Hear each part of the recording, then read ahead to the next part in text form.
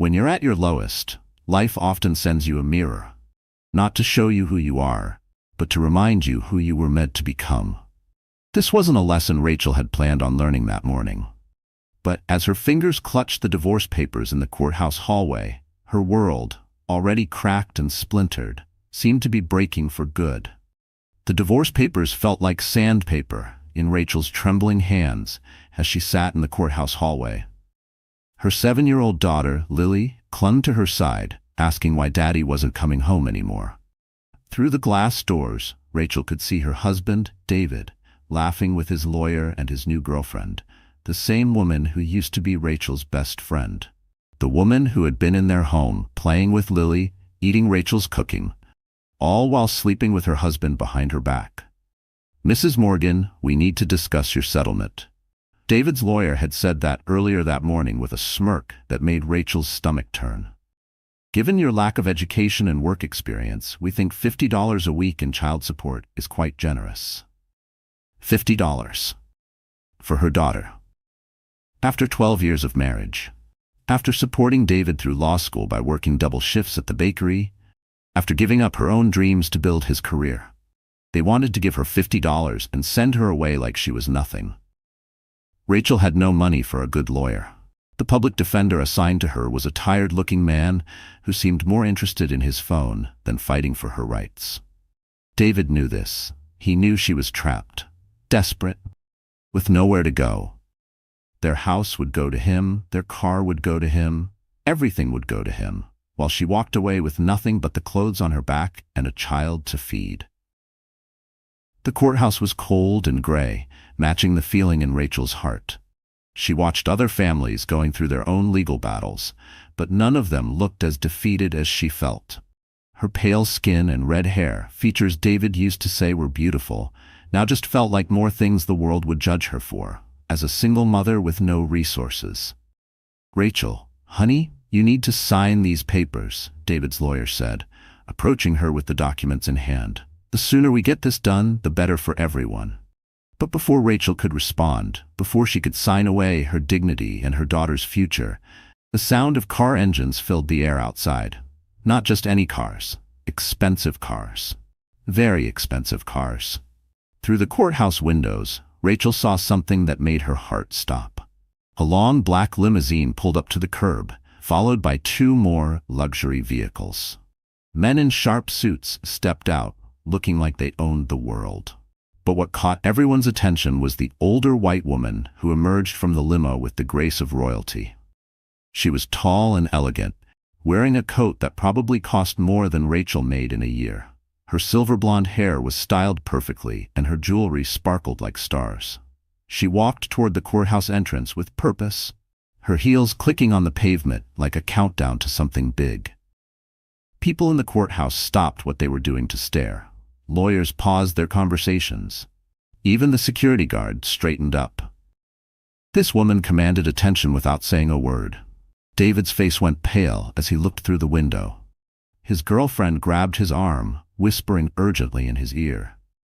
The lawyer, who had been so confident just moments before, now looked nervous, shuffling his papers like he had forgotten what they were for. The elegant woman entered the courthouse and walked directly toward Rachel. Her eyes were kind but fierce, like someone who had seen everything life could throw at her and had come out stronger. "Rachel Morgan?" the woman asked, her voice carrying the authority of someone used to being obeyed. Rachel could only nod, too shocked to speak.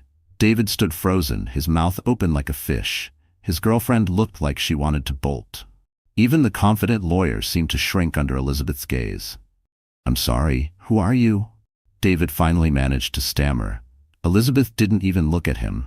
Her attention stayed fixed on Rachel. "Mrs. Morgan, you have some very important decisions to make today. Decisions that will change everything." Rachel felt Lily tug at her dress. "Mommy, who is the pretty lady?" "I don't know, baby," Rachel whispered, but something inside her was stirring. Something that had been asleep for far too long. Elizabeth smiled at Lily, then turned to Rachel. "Your grandmother, Eleanor Carrington, was a very special woman. She left specific instructions about what should happen if you ever found yourself in a situation like this." Rachel's world tilted. Her grandmother, Eleanor, had passed away when she was 10. She remembered a kind woman who always smelled like lavender and told stories about the old days. But her family had always been poor, always scraping by. There had never been any mention of wealth or foundations or anything remotely like what was happening now. "I think you have the wrong person," Rachel said quietly. "Eleanor Carrington," Elizabeth said, flipping open a leather folder. "Born in 1935 in Vermont, moved to Boston in 1955, married Charles Carrington in 1957. Had one daughter named Margaret, who became Margaret Morgan after marriage. Your mother?" Rachel nodded slowly. "Yes, those are my mother's details." "Exactly. Your grandmother was a very wealthy woman, Rachel. She built an empire through real estate and investments, but she kept it quiet. She wanted to ensure her family never knew about the money unless they truly needed it. She believed in letting her descendants make their own way first." The courthouse had gone completely silent. Everyone was listening. "That's impossible," David said, stepping forward. "Rachel's family has no money. I know them. They're nobodies."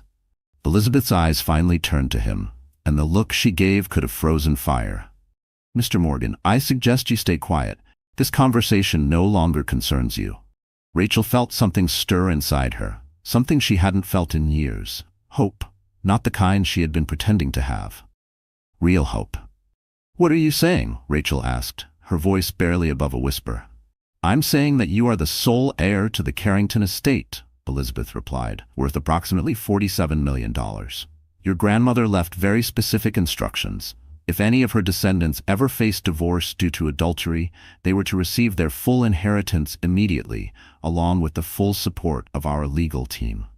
The silence in the room was deafening. Rachel could hear her own heartbeat. She could hear Lily breathing beside her. She could hear David's girlfriend whisper, "Oh my God," under her breath. $47 million, Elizabeth continued. "Your grandmother, Eleanor, was betrayed by her first husband. She swore no woman in her family would ever face that kind of humiliation again without the power to fight back." Rachel looked at David. His face had gone from white to green. The confident smirk was gone, replaced by panic. His girlfriend was already stepping away from him as if betrayal were contagious. "This is some kind of joke," David muttered, but his voice cracked. Elizabeth opened the folder and pulled out a stack of documents. "These are bank statements, property deeds, and stock certificates, all in your grandmother's name, all waiting to be transferred to you." Rachel's hands trembled as she looked at the papers. Numbers that seemed unreal, properties in cities she had only dreamed of, investments in companies she had seen on television and in the news. "Your grandmother also left instructions for cases exactly like this," Elizabeth said, glancing toward David. She understood that people might try to manipulate a woman who suddenly came into wealth, especially one who had been held down for so long. David stepped forward again, and for the first time since Rachel had known him, he looked truly afraid. "Rachel, honey, maybe we should talk about this. Maybe we don't need to rush into this divorce. Maybe we can work things out." The same man who had tried to leave her and their daughter with $50 a week was now calling her honey again. Rachel looked at him, really looked at him, for the first time in months. She saw the greed in his eyes. She saw the calculation. She saw a man who had never loved her, only what she could provide. "You want to work things out now?" Rachel asked, her voice growing stronger with every word.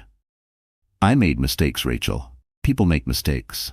But we have a family. We have Lily to think about." Elizabeth stepped closer to Rachel. "Mrs. Morgan, you should know our investigation shows your husband has been stealing from his law firm's clients. The evidence will be turned over to the authorities within the hour, regardless of what you decide today." David's face drained of color. His girlfriend clutched her purse and started backing toward the exit. "Wait, Alyssa. Where are you going?" David called after her. Alyssa, the woman who had once been Rachel's best friend, who had sworn she loved David, who had played a part in destroying Rachel's marriage, didn't even look back. She practically ran out of the courthouse. Rachel watched her go and felt something unexpected. Relief. Not just because the other woman was gone, but because for the first time, she saw clearly. She saw these people for who they really were, once the power shifted. Elizabeth handed Rachel a phone. "This is my direct number. You don't have to make any decisions today, but your grandmother's legal team, some of the best attorneys in the country, are standing by, waiting for your call." Rachel took the phone and looked around the courthouse. Everyone was staring at her. The same people who had looked at her with pity 30 minutes ago were now watching her with something very different. Respect. Fear. Curiosity. David was still standing there, but he looked smaller now, less important, like a balloon that had lost all its air. "Rachel, please," he said, "don't let money change who you are. Don't let them turn you against your family." The word family almost made Rachel laugh. This man had been planning to leave her homeless with their daughter for $50 a week. He had cheated. He had stolen. And now he wanted to talk about family? "Lily," Rachel said, looking down at her daughter, "would you like to go for a ride in that big car outside?" Lily's eyes lit up. "The pretty one, really?" Elizabeth smiled. "It has juice boxes and coloring books." As they walked toward the exit, Rachel could feel David following them. She could hear him, talking, pleading, making promises he would never keep. But for the first time in years, Rachel wasn't listening anymore. The limousine was even more impressive up close. The driver, a kind-looking man in a spotless uniform, opened the door for them. Inside, the car looked like something from a movie. Soft leather seats, a small refrigerator, even a television. Lily gasped and climbed in immediately, finding the coloring books Elizabeth had promised. "Mrs. Morgan," Elizabeth said as they settled into the luxury vehicle, "your real life is about to begin." Through the tinted windows, Rachel could see David still standing on the courthouse steps, talking frantically on his phone, probably calling lawyers, trying to figure out how to get his hands on money that would never be his. But Rachel wasn't thinking about David anymore. She was thinking about Lily's future, about college savings, safe neighborhoods, opportunities she had never dreamed of providing. As the limo pulled away from the courthouse, Rachel felt something she hadn't felt once in 12 years of marriage. She felt powerful. The revenge was going to be sweet. 3 days after the courthouse encounter, Rachel sat in the most luxurious law office she had ever seen. The Carrington Foundation's lawyers worked from the top floor of a downtown skyscraper, with windows that offered a sweeping view of the entire city. Elizabeth sat beside her, patient and calm, while 3 lawyers explained the astonishing truth about Rachel's grandmother. "Eleanor Carrington was one of the smartest women I ever met," said Mr. Whitaker, the lead attorney. He was an elderly white man with kind eyes who had clearly known Eleanor personally. "She started with nothing, just like you, Rachel, but she had a gift for seeing opportunity where others saw only problems." The walls of the conference room were covered with photographs and documents that told Eleanor's story. The young white woman in the 1950s standing in front of run-down buildings she would later transform into prime real estate, pictures of her shaking hands with business leaders and politicians, awards and honors Brahmins Rachel's family had never known about. "Your grandmother bought her first property in 1958 for $800, Mr. Whitaker continued. "It was a burned-out building that everyone thought was worthless. But Eleanor saw the neighborhood's potential. She was right. That same building is now worth $12 million. Rachel stared at a photo of her grandmother as a young woman, standing proudly in front of that building. She looked fearless, determined. Rachel felt a surge of something she hadn't let herself feel in weeks: pride. Not just in her grandmother, but in the lineage of strength that she was beginning to realize flowed through her veins. The woman in the picture wasn't just a distant relative. She was a symbol of what Rachel might become. Nothing like the quiet woman Rachel remembered from childhood visits. "Why didn't our family know?" Rachel asked. "My mother struggled her whole life. We all did." Elizabeth leaned forward. Eleanor made a difficult choice. She watched other wealthy families destroy their children with easy money. She saw generation after generation of people who never learned how to work, who never learned their own value, who never learned to be strong. She decided her descendants would have to prove themselves first. Prove themselves how? Rachel asked. By surviving hardship with dignity, by loving their children more than they loved comfort. By refusing to give up when life got hard, Mr. Whitaker said, opening another folder. Your grandmother had investigators quietly observing the family, not in a bad way, just to know when someone truly needed help. When your mother got sick with cancer 10 years ago, Eleanor paid for all her treatment anonymously. Your mother never knew. Rachel's eyes filled with tears. Her mother had beaten cancer. They had always wondered how they managed to pay the medical bills. Insurance had covered some, but there were mysterious payments, bills that showed up as paid when they shouldn't have been. The realization sent a fresh wave of emotion through Rachel, a mix of awe, gratitude, and heartbreak. Her grandmother had been watching, caring, acting from the shadows, even when everyone else had turned away. Rachel wiped her tears but made no effort to hide them. They were tears of release, of finally understanding how deeply she had been loved, even in silence. Eleanor was protecting your family from a distance, Elizabeth explained, but she was also waiting for the right moment to step in completely. And my divorce was that moment? Rachel asked. Not just the divorce, the betrayal, Elizabeth replied. Eleanor's first husband left her for another woman while she was pregnant with your mother. He tried to take everything she had built. That's when Eleanor got truly serious about wealth building. She swore no woman in her family would ever be powerless again. Rachel thought about David and Alyssa, about how they had looked at her like she was nothing, about how they had planned to leave her with almost nothing while they built a new life together. What happened to Eleanor's first husband? Rachel asked. Elizabeth and Mr. Whittaker exchanged a glance. He spent the rest of his life regretting his choices, Elizabeth said carefully. The woman he left Eleanor for eventually left him for someone wealthier. He died alone and broke, while Eleanor built an empire. Your grandmother believed in justice, Mr. Whittaker added. Not revenge exactly, but consequences. She believed people should face the results of their choices. Rachel nodded. She was starting to understand, a lot. So what happens now? She asked. Mr. Whittaker spread out documents across the table.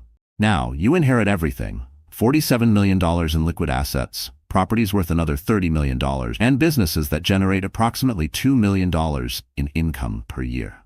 The numbers still didn't feel real. Just 3 days ago, Rachel had been worried about affording groceries. Now she was looking at more money than she could ever spend in several lifetimes. But there are conditions, Elizabeth said. Your grandmother was very specific. Rachel's heart sank. Of course there were conditions. There always were. The money comes with responsibilities, Mr. Whittaker explained. First, you must use part of it to help other women in situations like yours. The Carrington Foundation supports women escaping bad marriages, women starting businesses, women going back to school. That didn't sound like a burden. That sounded like an honor. Rachel blinked back tears. The thought of turning her pain into purpose stirred something powerful inside her, an unexpected sense of clarity. Maybe this wasn't just a rescue. Maybe it was a calling.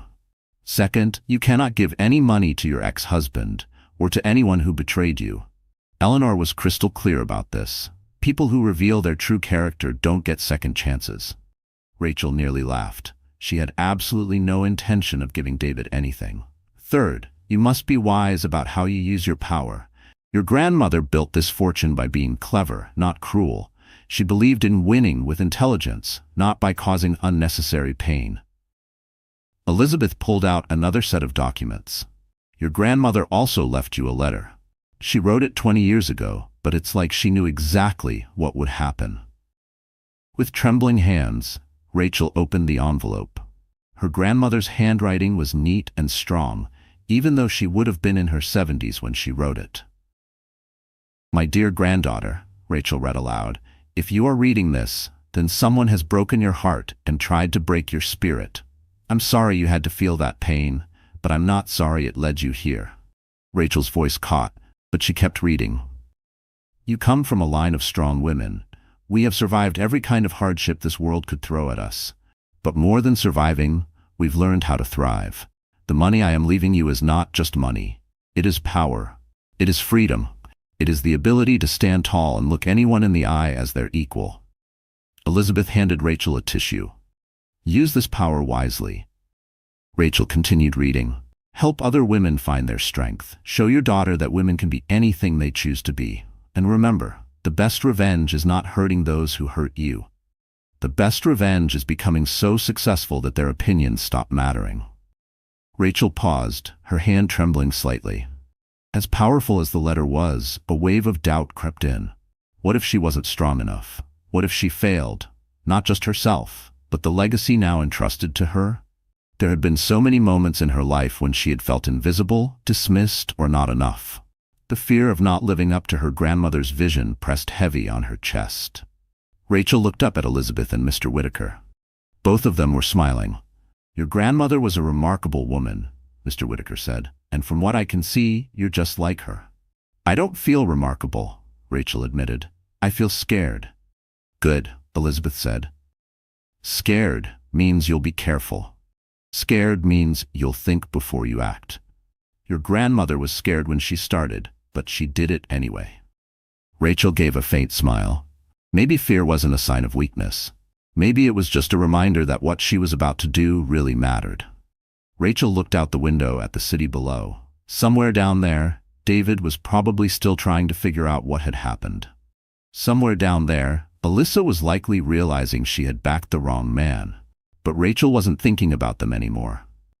She was thinking about Lily, about college funds, safe neighborhoods, and all the opportunities now within reach. She was thinking about the women the Carrington Foundation could help. She was thinking about the businesses she could start or support. "What about David?" Rachel asked. "The investigation you mentioned." Mr. Whitaker's expression turned serious. "That's proceeding separately. Your grandmother's team has been looking into your husband's business for months. They found evidence of client fraud, tax evasion, and other illegal activity. Will he go to prison? Probably. But that's not your concern anymore. That's just consequences catching up to bad choices." Rachel nodded. She felt lighter, like a weight she had carried for years had finally lifted. "When do I officially get access to everything?" she asked. "The paperwork will be finalized by tomorrow," Elizabeth said. "But Rachel, remember what your grandmother wrote. This isn't about the money. This was about power. This was about never having to be afraid again." As Rachel left the law office that day, she felt different. Not just because of the money, though that was life-changing, but because she finally understood something important. She had never been worthless. She had never been nothing. She had simply been surrounded by people who needed her to believe she was nothing, so they could control her. Those days were over. The elevator ride down from the law office felt like traveling between two different worlds. When she had arrived, she was still Rachel Morgan, the abandoned wife with nothing but hope. When she left, she was Rachel Carrington Morgan, heir to a fortune and a legacy of strength. Tomorrow, she would begin planning David's consequences. But tonight, she would focus on Lily's future. The revenge could wait one more day. It would be worth the wait. 2 weeks after signing the inheritance papers, Rachel stood in her new penthouse apartment, watching Lily play with toys they could never have afforded before. The apartment was beautiful but not flashy, elegant but comfortable. Rachel had learned from her grandmother's notes that true wealth was about security and options, not about showing off. Elizabeth had helped her find the place, explaining that Eleanor had always believed in living well, but living smart. "Your grandmother never wanted people to know how much money she had," Elizabeth had said. "She found that when people knew, they treated her differently. Some became fake friends wanting favors, others became enemies out of jealousy." Rachel had experienced that shift in perception already. The way some acquaintances had started to speak to her, more carefully, more guarded, after catching glimpses of her new life. The subtle shift in tone. As if they were trying to figure out how she had changed. Rachel was learning to think differently about everything. Money wasn't just about buying things. Money was about having choices. About being able to say no to people who didn't respect you. About having the time to make good decisions, instead of desperate ones. It was about giving her daughter a future that didn't depend on anyone's mercy. A life built on dignity, not survival. The first choice she made was hiring the best private investigator in the city. James Parker was a former police detective who now worked for people who could afford the truth. He was a serious white man in his 50s who had built his reputation on being thorough and discreet. Elizabeth had recommended him, saying Eleanor had used his services many times. Mrs. Morgan, James said as they sat in Rachel's new living room, I've been investigating your ex-husband for 2 weeks now. What we found is worse than we expected. James opened a thick folder on the coffee table. Inside were photographs, financial records, and recorded conversations that painted a disturbing picture of David, one that made Rachel's stomach turn. He's been stealing from clients for 3 years, James continued, and not just skimming a little here and there. He's been taking settlement money meant for accident victims, money meant for elderly people who trusted him with their life savings. Rachel looked at the photos of some of David's victims, an elderly woman who had trusted him with her late husband's insurance settlement, a young father injured at work who needed surgery, money his family depended on, people who had less than Rachel used to have, people David had stolen from without a second thought. Her fingers trembled slightly as she flipped through the evidence. These weren't just numbers on paper. They were lives. Real people, violated in the same cold way David had violated her trust. The scale of his cruelty made her chest ache. There's more, James said. He's been having affairs for years, not just with Alyssa. We found evidence of at least 4 other women over the past 5 years. Rachel felt sick but not surprised. She had suspected there were others, but hearing it confirmed still hurt. Each new name felt like a bruise she hadn't noticed until someone pressed on it. A silent, humiliating truth that had been hiding in the background of her marriage all along. And Alyssa? Rachel asked. She knew about the stealing. We have recordings of her encouraging him to take more money so they could afford a bigger house together. She's not an innocent bystander. She's a co-conspirator. James showed Rachel bank statements proving Alyssa had received expensive gifts bought with stolen client funds, jewelry, vacations, even a car. She hadn't just known about David's crimes, she had benefited from them. She benefited from them. What happens next? Rachel asked. The district attorney has enough evidence to prosecute, James said. David will be arrested within the week. Alyssa will probably be charged as an accessory. But Mrs. Morgan? There's something else you should know. James hesitated, which was unusual for him. What is it? David's been trying to dig into your inheritance. He's hired a lawyer to challenge the divorce settlement, claiming he deserves half of whatever you inherited. Rachel's jaw tightened. He doesn't understand that the money was never marital property, James continued, but he's going to try anyway. Rachel felt anger rise in her chest, but it was different from the helpless anger she used to feel. This anger had power behind it. Can he succeed? No, your grandmother's legal team was far too smart for that, but he can make your life difficult for a while. Unless, James smiled for the first time since she'd met him, unless we make his life too difficult for him to bother you.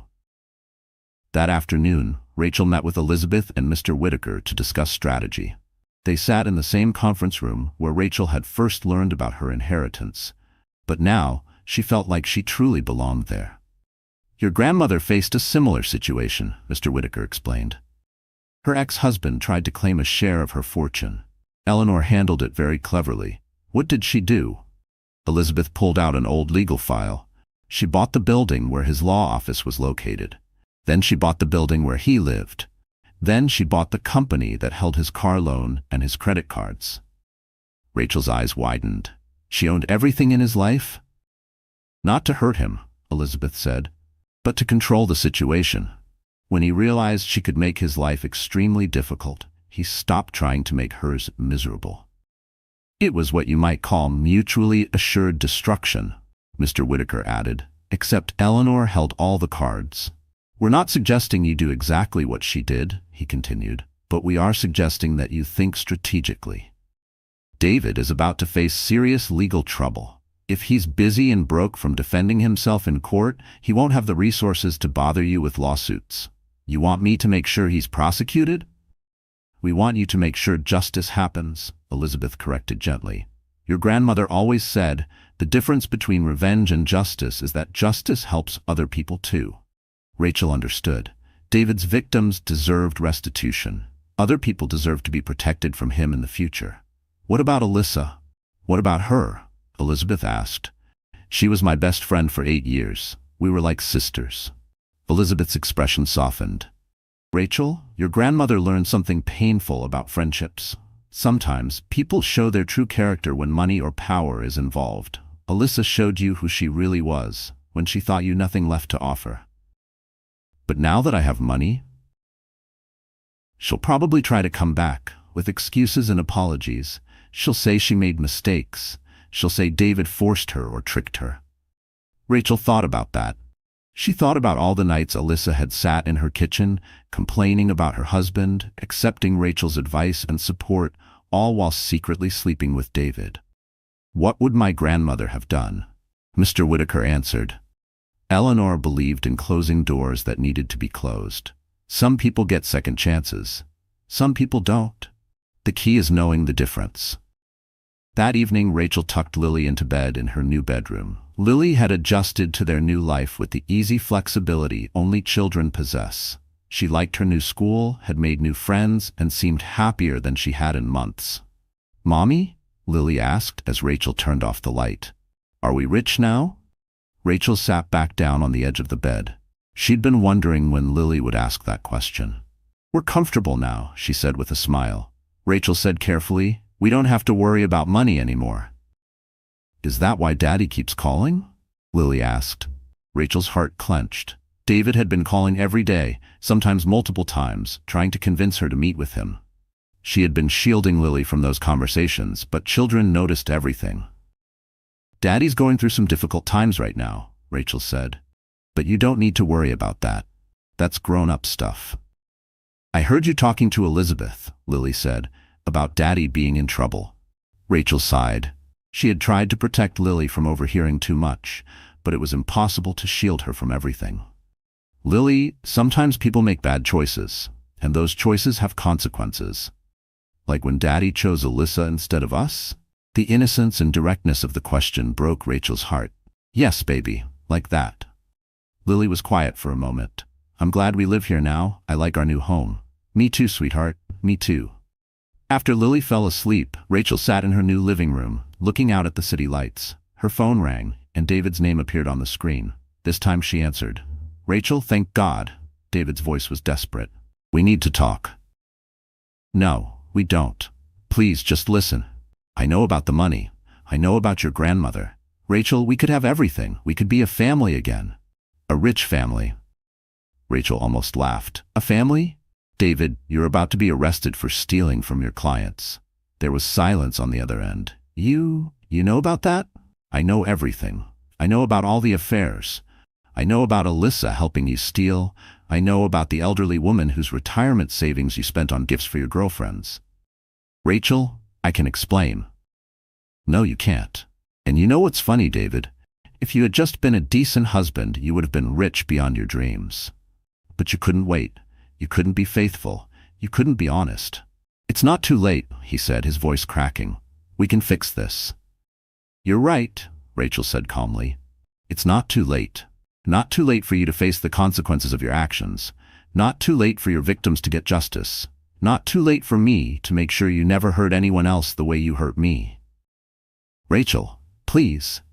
She hung up the phone and blocked his number. Tomorrow, James would deliver the evidence to the district attorney. Tomorrow, David's victims would get the justice they deserved. Tomorrow, Rachel would begin the next phase of building her new life. But tonight, she would sleep peacefully for the first time in years, knowing she was exactly where her grandmother had always intended her to be. Strong, independent, and ready to help other women find the same strength. The empire wasn't just about money. It was about power, used wisely. And Rachel was just getting started. The call came at exactly 9 a.m. on a Tuesday morning. Rachel was making breakfast for Lily when her phone rang. James Parker's name appeared on the screen. "It's done," James said simply. "David was arrested an hour ago at his office. The FBI came with a warrant for fraud, embezzlement, and tax evasion." Rachel sat down heavily in her kitchen chair. She had known this was coming, had helped make it happen, but hearing it was real still felt surreal. What about Alyssa? Arrested at her apartment, 20 minutes after David. Turns out she was getting ready to leave town. Had a suitcase packed and a plane ticket to Mexico in her purse. Rachel closed her eyes. The woman who had once been her best friend, who had played with Lily, who had cried on Rachel's shoulder about her own marriage problems, had been planning to flee the country rather than face justice. "The victims?" Rachel asked. "They'll get their money back. The court will freeze David's assets and use them for restitution. The Carrington Foundation is also contributing to make sure everyone is made whole, even if David's assets aren't enough." That had been Rachel's idea. She couldn't undo the pain David had caused, but she could make sure the victims didn't suffer financially. After James hung up, Rachel called Elizabeth. "How do you feel?" Elizabeth asked. "Strange," Rachel admitted. "Not happy, exactly. Not sad. Just strange." "That's normal," Elizabeth said. "Your grandmother felt the same way when her ex-husband finally faced the consequences of his actions. She said justice didn't feel as satisfying as she thought it would, but it felt necessary." Rachel understood. This wasn't about feeling good. This was about making sure David couldn't hurt anyone else. What happens next? Next, you focus on building the life you want. David will be in prison for several years. Alyssa will likely get a shorter sentence, but she'll face civil lawsuits from the victims. Their chapter in your story is over, Rachel. Now, you get to write the new ones. That afternoon, Rachel did something she'd been planning for weeks. She drove back to her old neighborhood, to the diner where she had worked double shifts to support David through law school. Mel's diner looked exactly the same as it had 2 years ago when Rachel had quit to become a full-time housewife. The same cracked vinyl booths, the same flickering neon sign, the same smell of coffee and grease that had been part of her life for so long. Betty, the owner, looked up from behind the counter when Rachel walked in. Betty was a tough woman in her 60s, who had run the diner for 3 decades. She had always been kind to Rachel, often letting her take home leftovers when money was tight. "Rachel? Rachel, honey, is that you?" Betty's face lit up with genuine joy. "Look at you. You look amazing." Rachel smiled and hugged her. She did look different. Good nutrition, less stress, and the confidence of security had transformed her. "Hi, Betty. How have you been?" "Same as always. Working too hard for too little money. But what about you? I heard about the divorce." "I'm sorry, honey. Actually, things worked out better than I ever expected," Rachel said. "Betty, I have a proposition for you." They sat in Rachel's old booth, the one where she used to count tips and stress over bills. Betty listened, her eyes widening as Rachel laid out her idea. "You want to buy the diner?" Betty asked. "I want to invest in it, renovate it, expand the menu, maybe add catering. But I want you to stay as the manager. This place was good to me when I needed it. I want to make it even better." Betty's eyes filled with tears. "Rachel, I can't afford to pay you back. I'm not asking you to. This is an investment in the community. My grandmother believed that successful people should lift up the places that lifted them." Betty wiped her eyes with her apron. "What made you think of this?" Rachel looked around the diner, remembering all the nights she had spent there, the dreams she had put on hold for someone who never deserved them. "I realized the people who were truly there for me weren't always the ones I thought were my friends. You gave me extra shifts when I needed money. You let me bring Lily here after school when I couldn't afford childcare. You were more loyal to me than the people I trusted with everything." Betty reached across the table and squeezed her hand. "You were always a good girl, Rachel. I knew you'd make something of yourself someday." "Well, someday is today." "What do you say, Betty? Want to run the nicest diner in the city?" Betty laughed through her tears. "When do we start?" 2 hours later, Rachel sat in another familiar place, but for a very different reason. She had asked James to arrange a meeting with Mrs. Maxwell, the elderly woman whose retirement money David had stolen. Mrs. Maxwell had agreed to meet at a downtown coffee shop, unaware of who Rachel really was. Mrs. Maxwell was a petite woman in her 70s, well-dressed but with the careful, precise movements of someone who counted every dollar. She looked nervous as she sat across from Rachel, clearly unsure why a stranger wanted to speak with her. "Mrs. Maxwell, thank you for agreeing to meet with me," Rachel began gently. "I know this is a little unusual, but I wanted to talk to you about David Morgan." Mrs. Maxwell's expression darkened. "That man ruined my life. He stole my husband's life insurance money I needed for medical bills. I trusted him because he seemed so professional, so honest." Rachel's heart ached. She had lived with David for 12 years and had never imagined he was capable of such cruelty. "Mrs. Maxwell," Rachel said softly, "I'm David's ex-wife." The older woman's eyes widened in surprise, then narrowed with suspicion. "I didn't know he was stealing from you," Rachel continued quickly. "I didn't know he was stealing from anyone. When I found out, I made sure the authorities got all the evidence they needed to arrest him." Mrs. Maxwell studied Rachel's face closely. "Why are you telling me this?" "Because I want you to know you'll get your money back. All of it. With interest. But more than that, I want you to know that not everyone in David's life supported what he did. Some of us are trying to make things right." Rachel pulled an envelope from her purse and placed it gently on the table between them.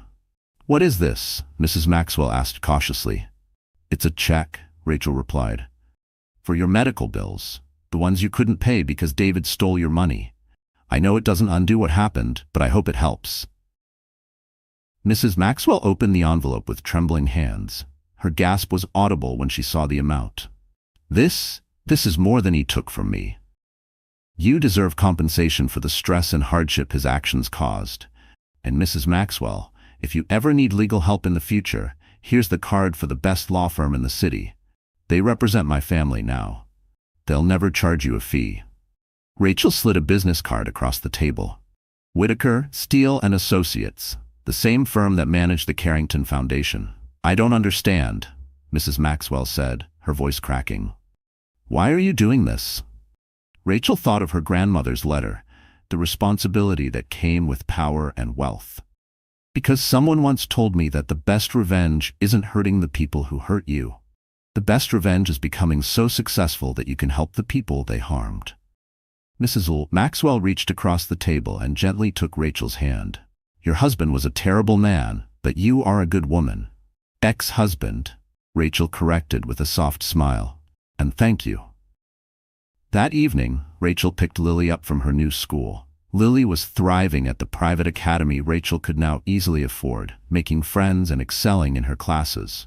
As they drove home, Lily chattered excitedly about her day, about the art project she was working on, about the field trip planned for next week. "Mommy?" Lily asked as they pulled into the parking garage of their building.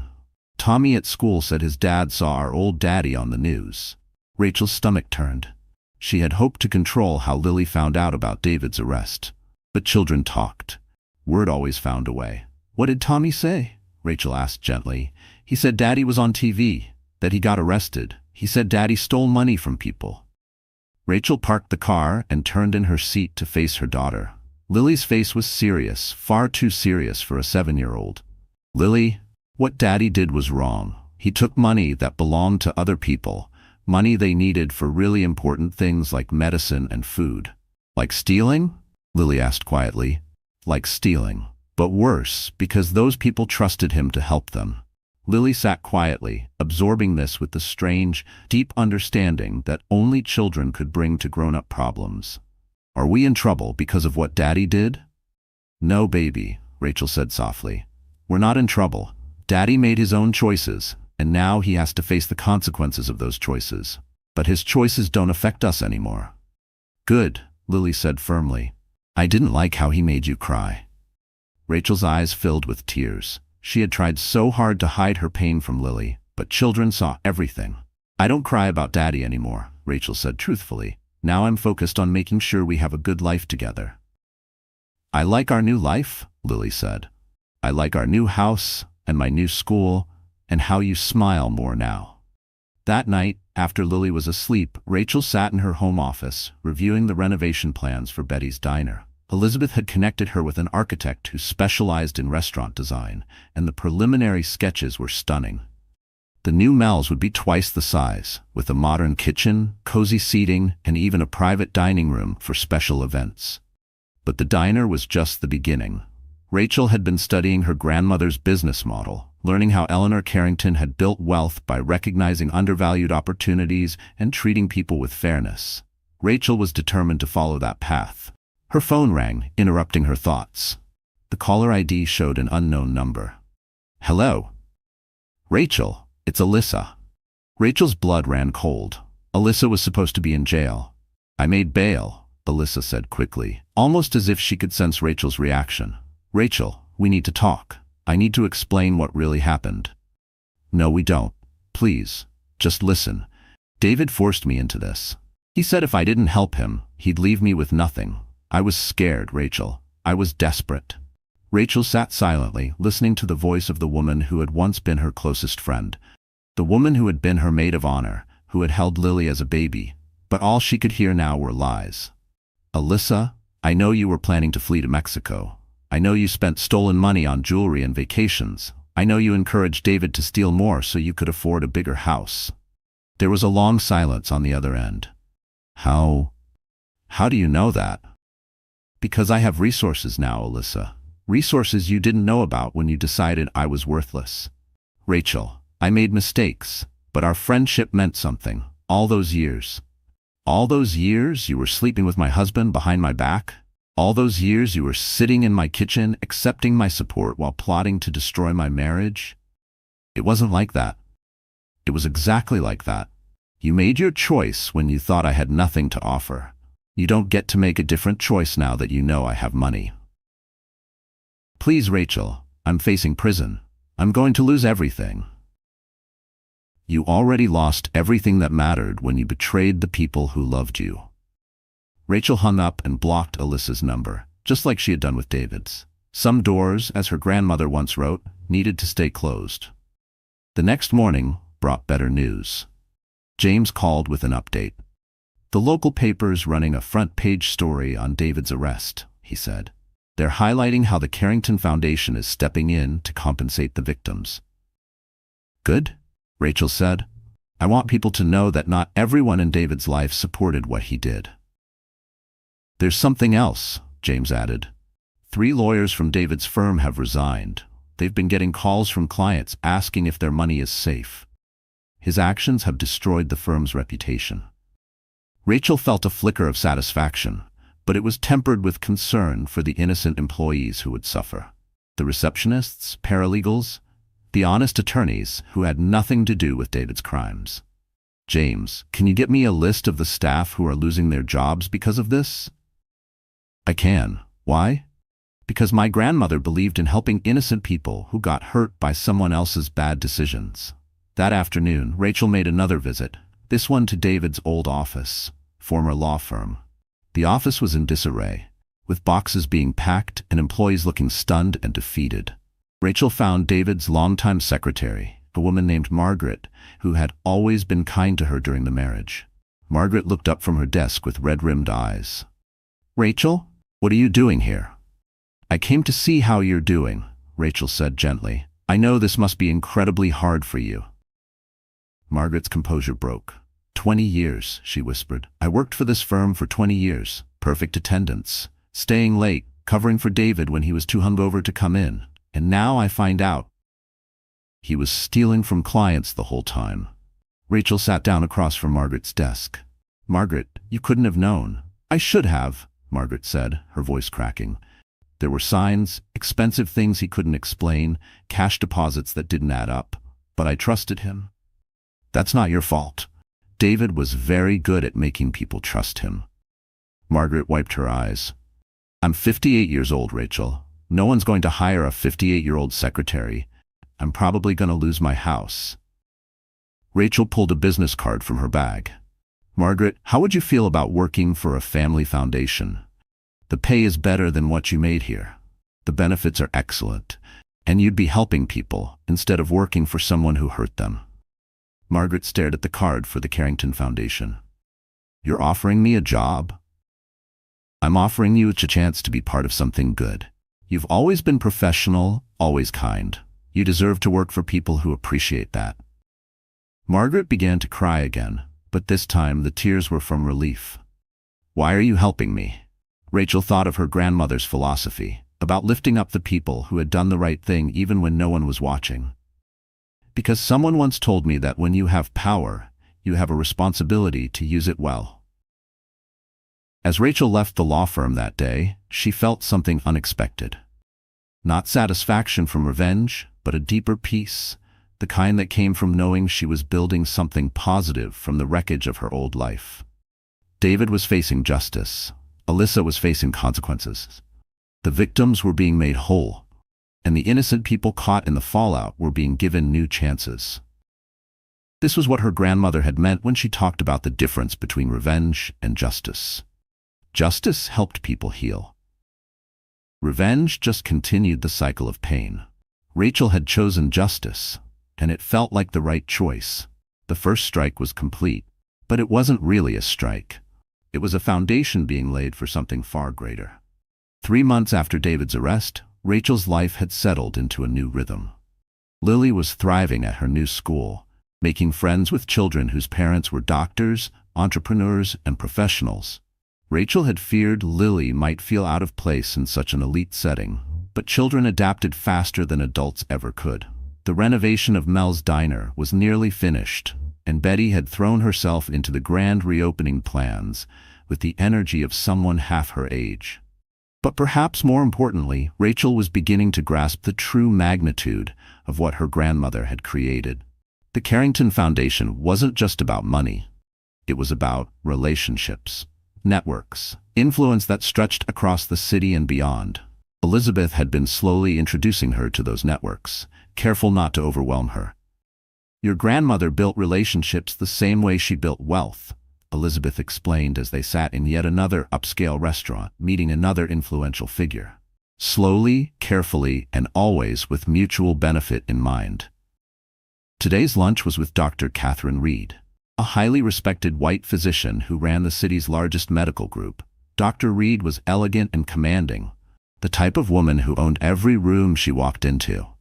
So you're Eleanor's granddaughter, Dr. Reed said, studying Rachel with sharp, intelligent eyes. I can see the resemblance, not just physically, but in how you carry yourself. You knew my grandmother well? Eleanor helped me open my first practice 25 years ago, when no bank would give a loan to a young female doctor. She didn't hesitate. She didn't just give me money, Dr. Reed said. She gave me business advice, introduced me to other professionals, and helped me build the foundation for everything I have today. Rachel was beginning to realize this was typical. Her grandmother had quietly helped dozens of people over the years, always with the belief that success should be shared. Elizabeth tells me you want to expand the foundation's mission, Dr. Reed continued. I do. I want to help more women who found themselves in the kind of situation I was in, women who've been made to feel powerless, but who have the strength to rebuild. Dr. Reed smiled. What do you have in mind? Rachel opened a folder filled with plans she had been working on for weeks. I want to create a program that offers not just financial support, but full life rebuilding. Legal aid for divorces, career counseling, startup funds for businesses, childcare, everything a woman needs to start over. That's ambitious, Dr. Reed said, but her tone carried approval. My grandmother built an empire from nothing. I had nothing 3 months ago. If we can do it, other women can too. They just need the right support. Dr. Reed and Elizabeth exchanged a glance, one Rachel had begun to recognize. It was the look of seasoned women recognizing potential in someone younger. Rachel, Dr. Reed said, I think you're ready to meet the council. The council? Elizabeth smiled. It's a group of successful women your grandmother helped over the years. We meet monthly to share resources, discuss opportunities, and identify women in need of support. Eleanor started it 30 years ago. It's grown into something quite powerful. She never told me about it. She wanted to see what kind of person you'd become on your own, Dr. Reed said. But now that we've seen who you are, we believe you're ready to carry on her legacy. The council meeting was held in a private dining room at the city's most exclusive club. Rachel arrived feeling nervous but determined, wearing a tailored navy suit Elizabeth had helped her choose. Professional but not flashy, successful but not boastful.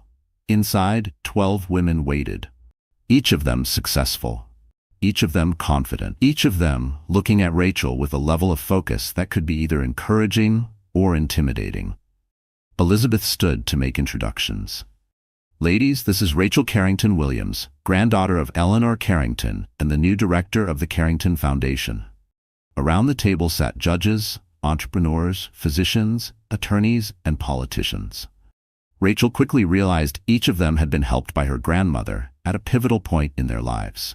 Rachel, said Judge Whitman, a stern-looking woman in her 60s. "We've been following your story with interest. The way you handled your ex-husband's crimes aligns very much with your grandmother's principles." "Thank you," Rachel replied, unsure whether it was a compliment or a test. "Eleanor always said power should be used to create justice, not just exact revenge," added Councilwoman Blake, a woman Rachel recognized from the evening news. "Your actions showed wisdom."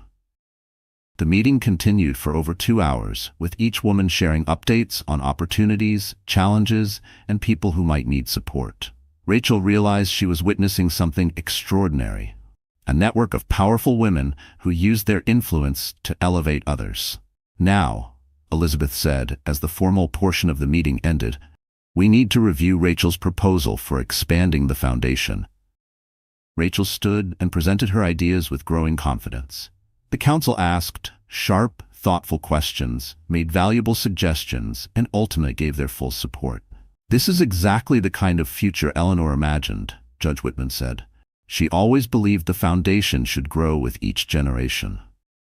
As the meeting ended, Dr. Reed approached Rachel privately.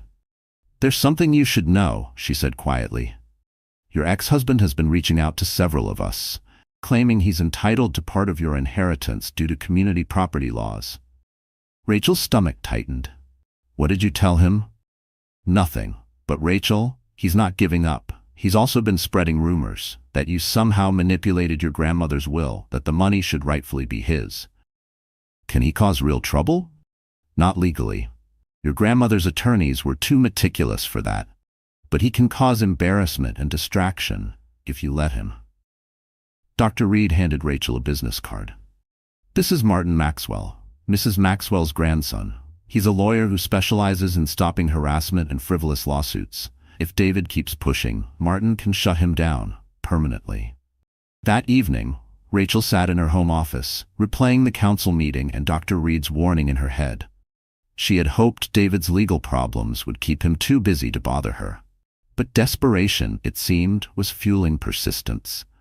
The familiar feeling crept in again, like being hunted by something she thought she'd already escaped. She hated how easily her peace could still be disrupted by the sound of his name. It made her feel exposed, as if no matter how far she'd come, she was never fully free. It was exhausting, living with one eye on the future and one eye on the past. Every time she thought she had broken free, David found another way to try and pull her back. Her phone rang. The screen read, "James Parker." "Rachel, we've got a problem," James said without preamble. "David made bail today." "What? How is that possible?" "His parents mortgaged their house to post the bond. But that's not the worst of it. He's been calling reporters, trying to sell a story claiming you stole his wife's inheritance." Rachel's blood boiled. "His wife's inheritance?" "He's saying that because you were married when your grandmother died, the inheritance should be considered marital property. He's also claiming you coerced Eleanor Carrington into leaving you the money." "That's absurd. My grandmother died when I was 10. "I know, but he's banking on confusion. He's trying to stir up just enough scandal and noise to pressure you into paying him off to make it go away." The gall. After everything he had done, after every lie, every betrayal, he still thought he could twist the truth to his benefit. Still thought he could manipulate people into believing he was the victim. A sharp ache flared in her chest. It wasn't fear, at least not entirely. It was the ache of being misunderstood, of having her motives questioned by strangers who didn't know the years of silence, sacrifice, and survival. What do? We end it. Publicly and permanently. Rachel, it's time to stop being a mystery. It's time to tell your story. The next morning, Rachel met with the city's most trusted journalist, Maria Sandoval, a seasoned reporter known for her integrity and deep investigative work. The interview took place in Rachel's penthouse, with Lily at school and Elizabeth sitting nearby in support. "Mrs. Williams," Maria began, "there are rumors circulating about your inheritance and your connection to Eleanor Carrington. Can you set the record straight?" Rachel took a steadying breath and began telling the full story. Her grandmother's hidden fortune, the terms of the inheritance, the betrayal by her ex-husband, the investigation into his crimes, and the mission of the Carrington Foundation. Maria asked tough, pointed questions. Rachel answered each one with honesty and clarity. By the end, Maria shook her head in awe. "This is extraordinary," she said. "Your grandmother was a visionary, and what you're doing with her legacy, it's remarkable. When will the article run?" "Sunday's front page. But you should know, going public like this will change everything. People will know who you are now." "Good," Rachel said with quiet strength. "I'm tired of hiding. My grandmother didn't build this to be a secret. She built it to help people, and you can't help anyone if they don't know you exist." That Friday, Rachel received an unexpected visitor. She was working in her office when the building's concierge rang to inform her that Alyssa was in the lobby requesting to come up. Rachel's first instinct was to say no. But curiosity won out. "Send her up." Alyssa looked awful when she arrived. She'd lost weight, her hair was unkempt, her clothes wrinkled and mismatched. The confident woman who had once stolen Rachel's husband was gone, replaced by someone who looked utterly defeated and desperate. "Thank you for seeing me," Alyssa said as she stepped into the apartment. "You have 5 minutes," Rachel replied flatly. Alyssa looked around the penthouse with a flash of envy. "This is nice, very nice." 4 minutes and 50 seconds.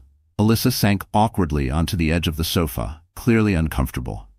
"Rachel, I know you hate me, and you have every right to. But I need you to understand, I never meant for things to go this far." "You never meant to get caught, you mean?"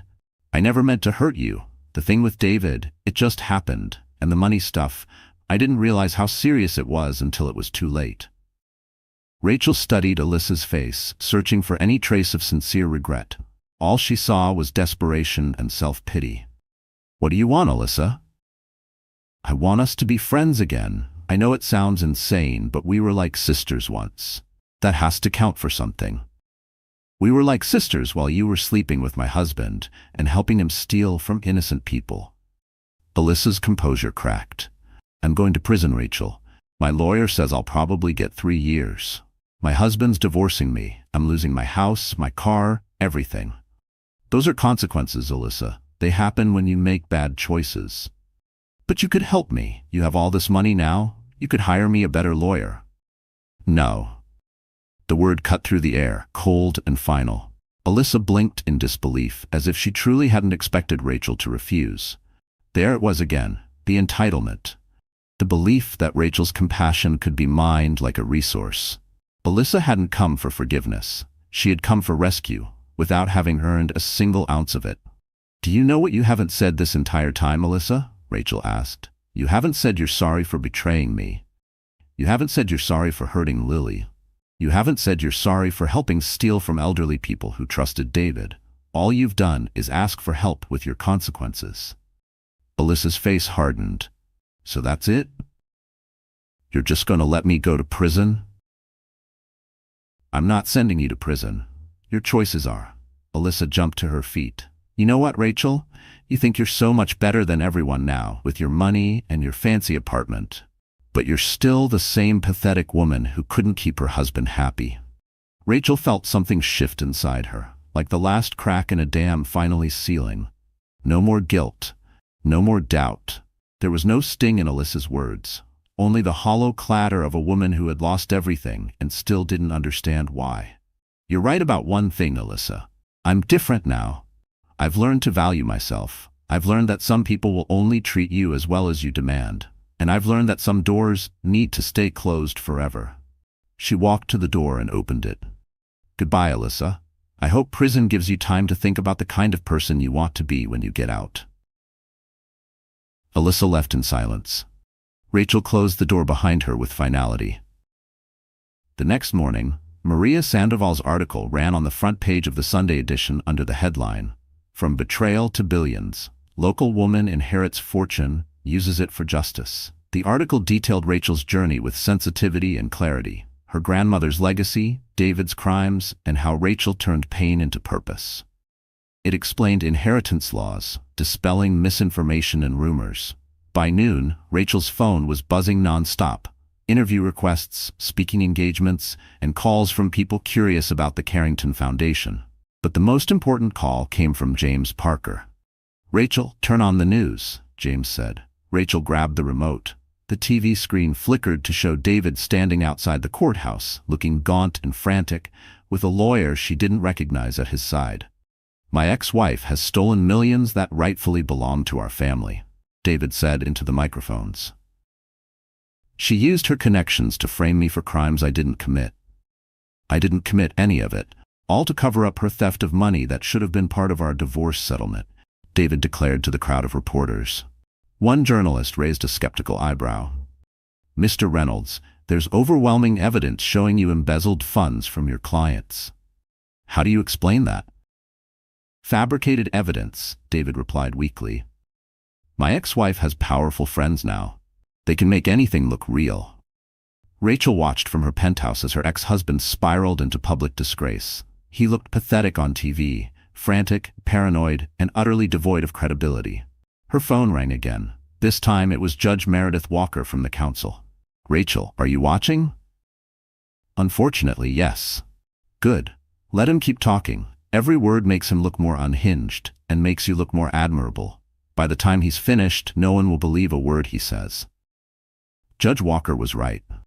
That evening, social media was filled with messages of support for Rachel and harsh criticism toward David. His lies couldn't compete with the overwhelming evidence against him.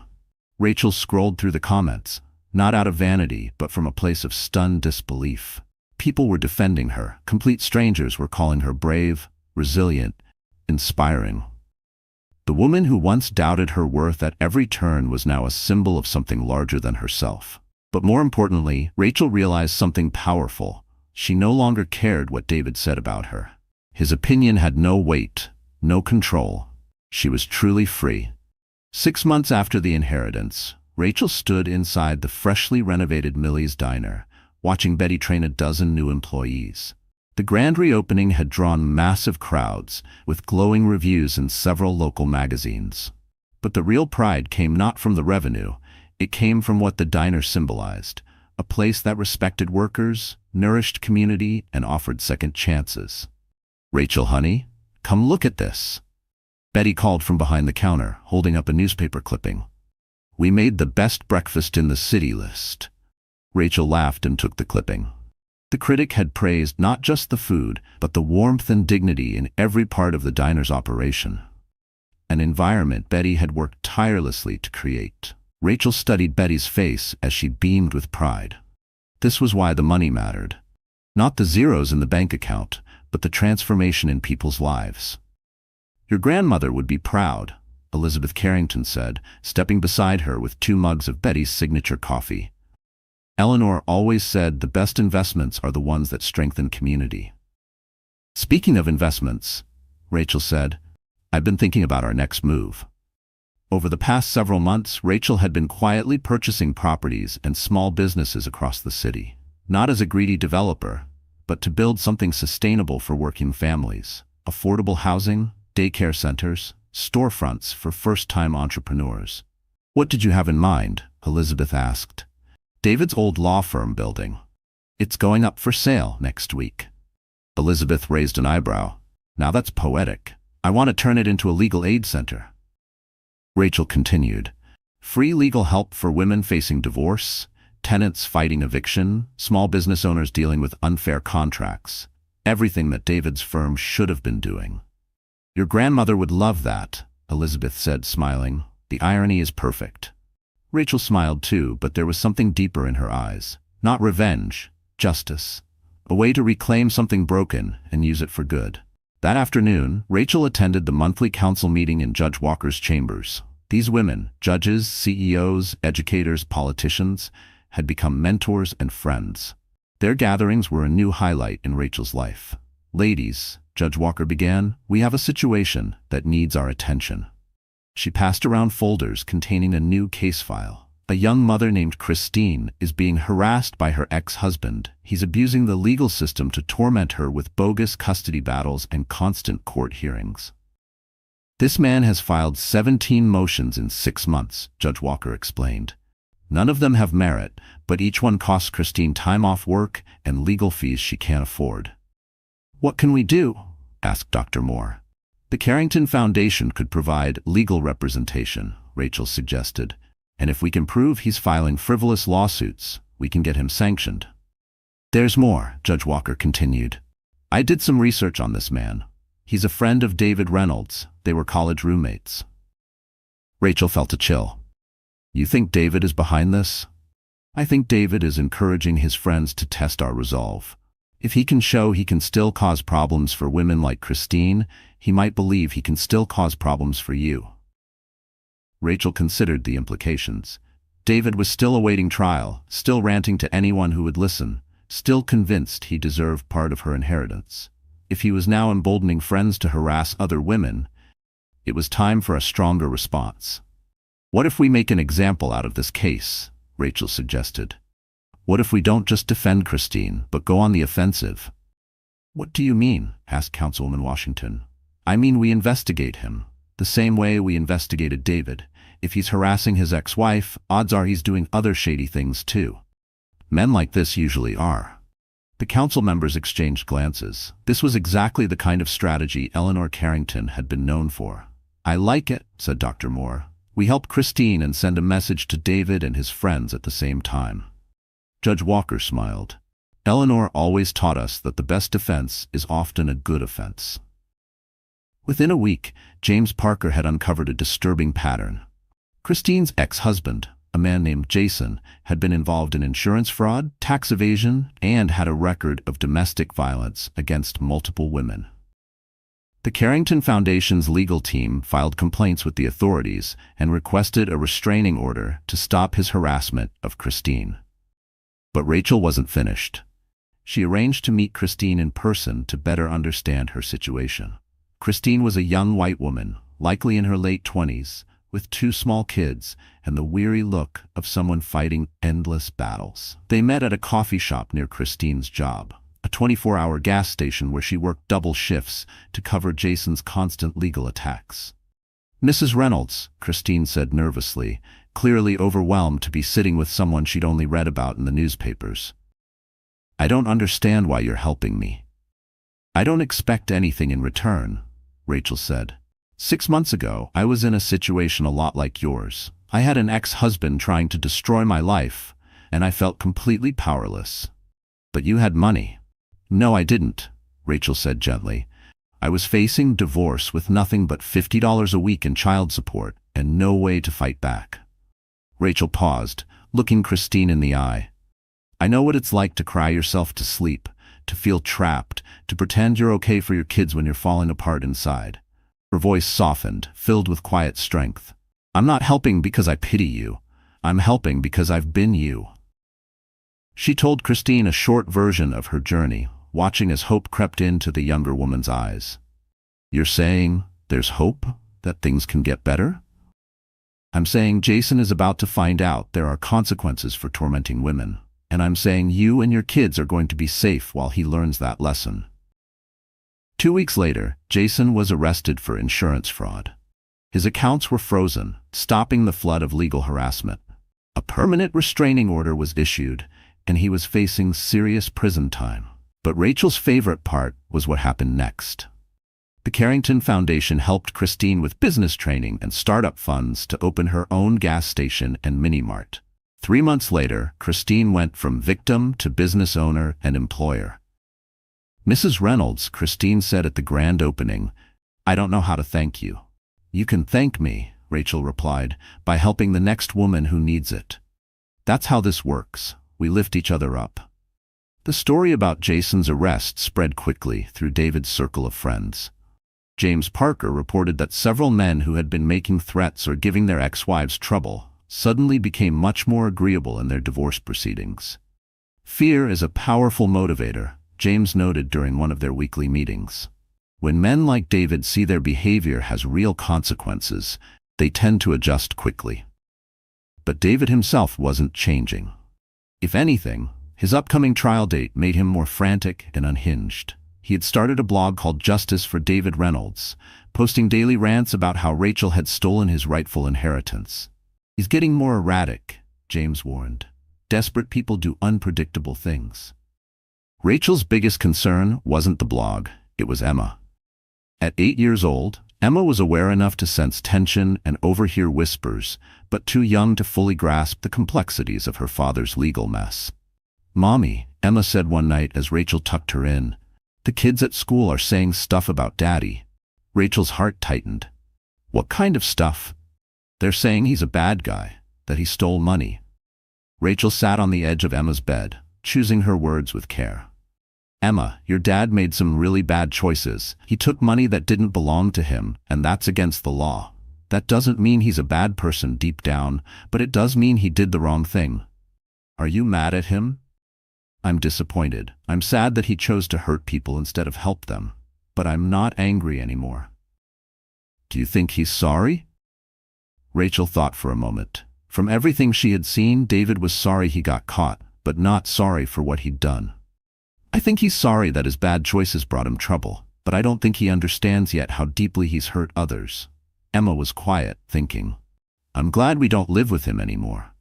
Why's that, sweetheart? Because you're happier now, and I like our new life better. Rachel reached out and brushed a strand of hair from Emma's forehead, her heart aching with both grief and gratitude. Me too, baby, she whispered. Me too. In that moment, she felt the clarity of her new path more strongly than ever. Her life was no longer defined by the pain David caused, but by the strength she had found after. Still, a pang of guilt flickered in her chest. Not guilt for leaving David or exposing the truth, but for Emma, who had to grow up faster than she should, learning adult truths from playground whispers. Rachel had tried to shield her daughter from the worst of it, but she couldn't control the world outside their home. That helplessness stung more than anything David could write on his blog. That night, Rachel made a decision. It was time to stop reacting to David's antics and start shaping the public narrative herself. The next morning, she called Maria Santos, the journalist who had written the original feature about her. Maria, I want to do a follow-up piece, Rachel said. I want to show what the Carrington Foundation has actually done in the last 6 months. That's a great idea. Maria responded. What kind of angle were you thinking? I want people to meet Christine and Betty and Mrs. Maxwell. I want them to see that this isn't about revenge, it's about building something better. The follow-up story ran 2 weeks later with the headline, Foundation of Hope, How One Woman's Inheritance is Changing Lives. It featured interviews with a dozen people whose lives had been impacted by the Carrington Foundation. Business owners, single mothers, and families who had found stability. It included photos of flourishing small businesses and smiling families. There was a short sidebar about David's upcoming trial, but it was clearly an afterthought compared to the broader message of progress. Rachel had gotten her wish. David was becoming irrelevant, but David didn't see it that way. The day after the article was published, he called a press conference in front of the courthouse, spewing conspiracy theories and ranting about media bias. The local news stations covered it, but briefly. Most outlets focused on how frantic and unstable he appeared. He's losing what little sympathy he had left, Eleanor observed as they watched the segment on TV. At this point, he's doing more damage to himself than we ever could. That evening, Rachel received a call she hadn't expected. David's mother, Margaret Reynolds. Rachel had always liked Margaret. She was a kind woman who had raised David with love and high standards. Margaret had been devastated by her son's crimes and had remained largely silent since his arrest. Rachel, dear, I hope you don't mind me calling, Margaret said, her voice trembling slightly with emotion. Of course not, Mrs. Reynolds. How are you holding up? Not well, I'm afraid. Margaret sighed. Rachel, I need to apologize for what David did. I raised him better than that. I don't understand how he became the kind of man who could hurt you and Emma the way he did. Rachel felt her eyes sting. She had missed David's family, especially Margaret, who had always treated her like her own daughter. Mrs. Reynolds, you don't need to apologize for David's choices. You're not responsible for what he did. I keep thinking I should have seen the signs. I should have known what he was capable of. We all missed the signs, Rachel said gently. David was very good at hiding who he really was. There was a pause. Then Margaret said, Rachel, I want you to know that Harold and I support what you're doing with your inheritance. We read the article about the Carrington Foundation. Clara would be proud of you. Thank you, Rachel said, deeply touched. That means a lot, especially coming from you. There's something else, Margaret continued. Harold and I want to set up a college fund for Emma. We know we can't undo what David did, but we want to make sure our granddaughter has every opportunity to succeed. Rachel was moved by the gesture, though she knew Emma's education had already been secured through Clara's legacy. Mrs. Reynolds, that's incredibly generous, but Emma's college costs are already covered. What if we use that money for the foundation instead? It could help other children whose fathers have let them down. Margaret's voice brightened. Oh, Rachel, that's a wonderful idea. Clara would absolutely approve of that. The conversation reminded Rachel of something important. Not everyone in David's life was like him. Some people, when faced with the truth about someone they loved, chose to do better, instead of making excuses. Meanwhile, James Parker was reporting more disturbing behavior from David as the trial approached. He's been trying to contact you through third parties, James said during their latest security briefing. He had his cellmate's girlfriend try to call you. He's written letters to Emma's school. Yesterday, he even passed a message to the barista at your usual coffee spot. What did it say? Same as always. He wants to meet face to face. He believes that if he can just talk to you, he can convince you to drop the charges and share the inheritance. Rachel shook her head. He still doesn't get it. I didn't press the charges. The federal government did because he committed serious crimes. Desperation makes people reckless, James said. But Rachel, I'm getting concerned he might try something more direct. When men like David feel cornered, they can become dangerous. Rachel felt a chill run through her. What kind of dangerous? He might try to approach you or Emma directly. He could show up at your building or her school. I think it's time to consider security measures. That night, Rachel made another hard choice. She hired a private security firm to protect herself and Emma. It felt surreal having bodyguards, but she couldn't take chances. Not with her daughter's safety on the line. The team was professional and discreet, but Emma noticed right away. Mommy, why is that man always walking behind us? She asked one morning as they headed to school. His name is James, Rachel replied. He's here to make sure we stay safe. Safe from what? Rachel hesitated.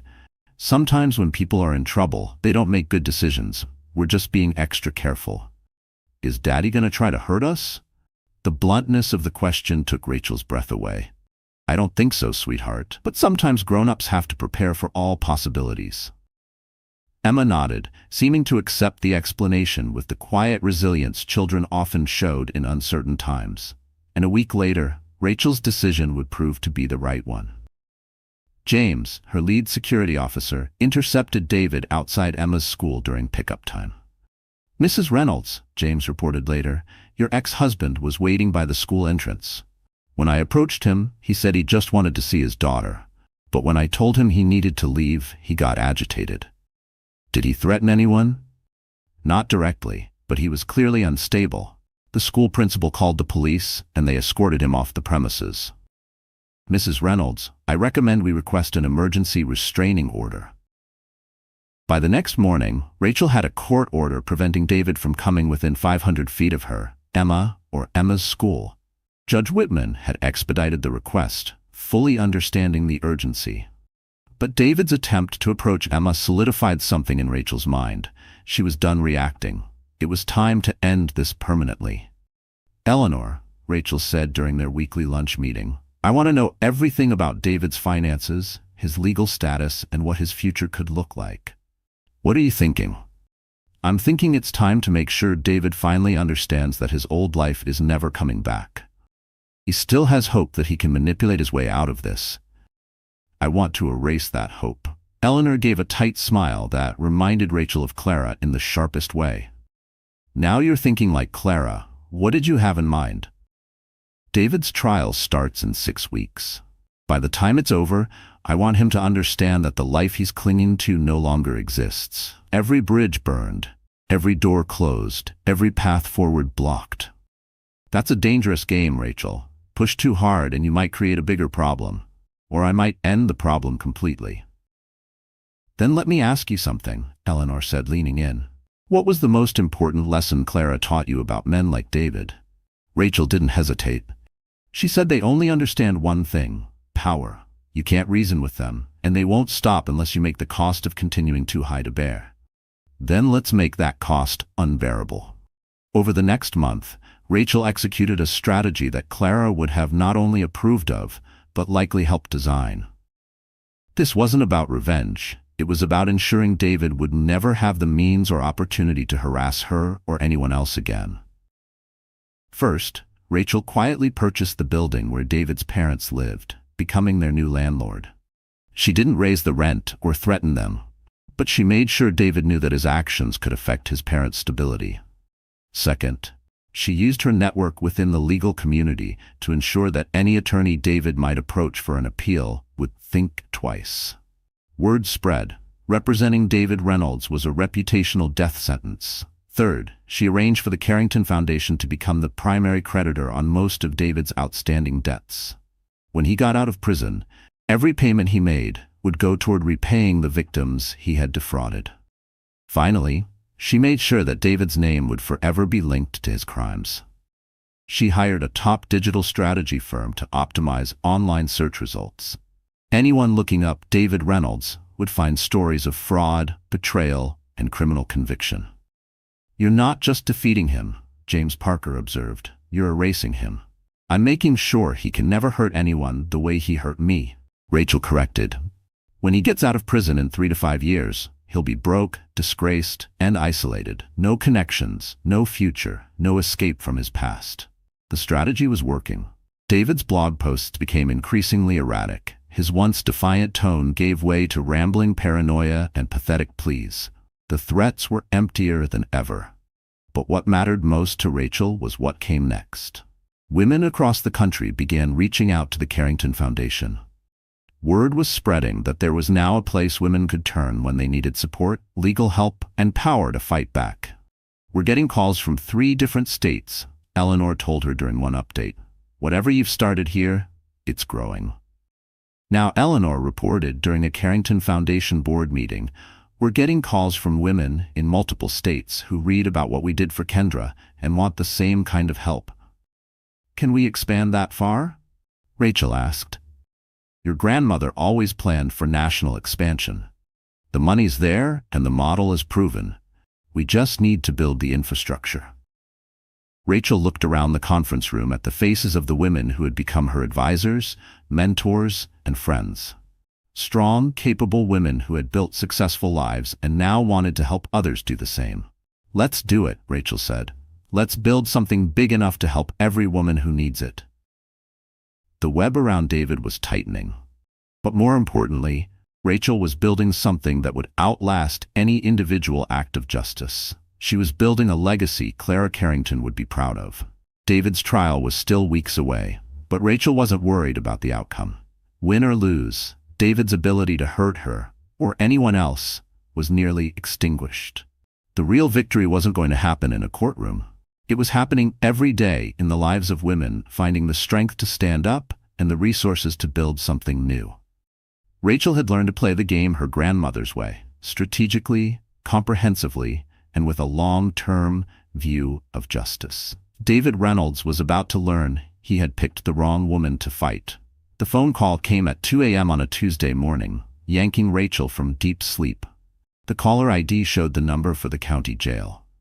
Her heart immediately started racing. Only one person she knew was in jail awaiting trial. "This is a collect call from David Reynolds at the County Detention Center. Will you accept the charges?" Rachel nearly hung up, but something made her pause. David had been trying to reach her for months through others, and she had refused every attempt. Maybe it was time to hear what he had to say, if only to understand just how far he had fallen. "I'll accept the charges." There was a brief click, then David's voice came through the line. He sounded more broken than Rachel had ever heard him. "Rachel, Rachel, thank God you answered. You have 5 minutes, David. What do you want?" "I want to come home." The words were so pitiful, Rachel almost felt sorry for him. Almost. "David, you don't have a home to come to. You're going to prison.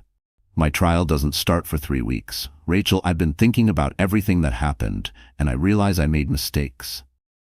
"Mistakes?" Rachel couldn't keep the disbelief out of her voice.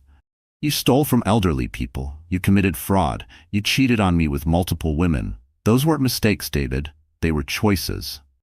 I know. But people make bad choices under pressure. The firm was collapsing. I was trying to keep it afloat, and the affairs, they didn't mean anything. I was having some kind of midlife crisis. Rachel listened to David spin excuses and minimize his actions, and she realized something that had changed in her. 6 months ago, some part of her might have wanted to believe him. Now, she saw everything clearly.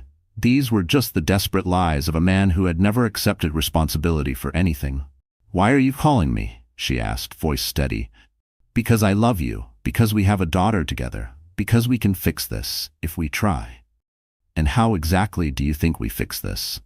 "You could testify for me, as a character witness. You could tell the jury I'm not a bad guy, just that I made some mistakes. You could—" "No. Rachel, please, I know you're angry."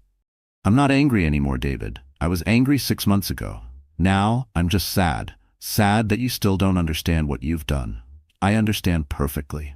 I made some bad business decisions, and now everyone's treating me like I'm some kind of criminal mastermind." Rachel closed her eyes. "You really don't get it, David. You stole Mrs. Whitaker's life insurance money. Money she needed for cancer treatments. You stole settlement money from accident victims who were depending on it to cover medical bills and support their families. You betrayed people who trusted you with their most important financial needs. I was going to pay it back." "When? When were you going to pay it back? After you spent it on jewelry for Lisa, on vacations and luxury cars? You used it to live a lifestyle you couldn't afford instead of taking care of your responsibilities." David was quiet for a moment, and Rachel could hear the panic in his breathing. "Rachel, I'll lose everything if I go to prison. My law license, my reputation, any chance of ever having a normal life again." "You already lost all those things when you chose to steal from your clients. But you could help me get them back. You have money now. You have connections. You could hire the best lawyers. You could—" "David, stop. Rachel, please. I'm begging you. I'll do anything. I'll give you full custody of Ava. I'll sign whatever papers you want. Just help me get through this trial." Rachel felt the old tug of guilt. David had always been good at making his problems seem like her problems, at making her feel responsible for fixing the messes he created. "David, I already have full custody of Ava. You signed away your parental rights when you chose Lisa over your family. I made a mistake. People are allowed to make mistakes." "Yes, they are. But they're also required to face the consequences of those mistakes." Rachel could hear David starting to cry. It was something she had never heard during their 12 years of marriage, not during their worst arguments, not even when she'd confronted him about his affairs. He had never sounded like this. "Rachel, I can't survive in prison. I'm not built for that kind of life." "You should have thought about that before committing crimes that carry prison sentences. I never meant for it to go this far. I thought I could fix everything before anyone found out." "That's the problem, David. You thought you could fix it all with more lies and more theft. You thought you could build a life with Lisa using money stolen from people who needed it. You thought you could leave me and Ava with nothing and never face consequences." "I'm sorry," David said. And for the first time, he sounded like he might actually mean it. "I'm sorry I hurt you. I'm sorry I hurt Ava. I'm sorry I made such a mess of everything." Rachel felt a flicker of sympathy, but it passed. "David, I appreciate the apology, but it doesn't change anything. You made your choices. Now you have to live with the results." "So you won't help me?" "I can't help you, David. Even if I wanted to, which I don't, I can't undo what you did. I can't make the evidence disappear. I can't change the fact that you stole from people who trusted you." David was quiet for a long time, and when he finally spoke, his tone had completely changed. "You know what, Rachel? I think you're enjoying this, watching me suffer, having all this power over me. You're probably loving every second of my downfall." Rachel recognized it immediately, the shift from begging to blame. David's signature move. "David, I'm not enjoying your suffering. I'm not even thinking about your suffering at all. I'm thinking about Mrs. Whitaker getting her money back. I'm thinking about the other victims finally seeing justice.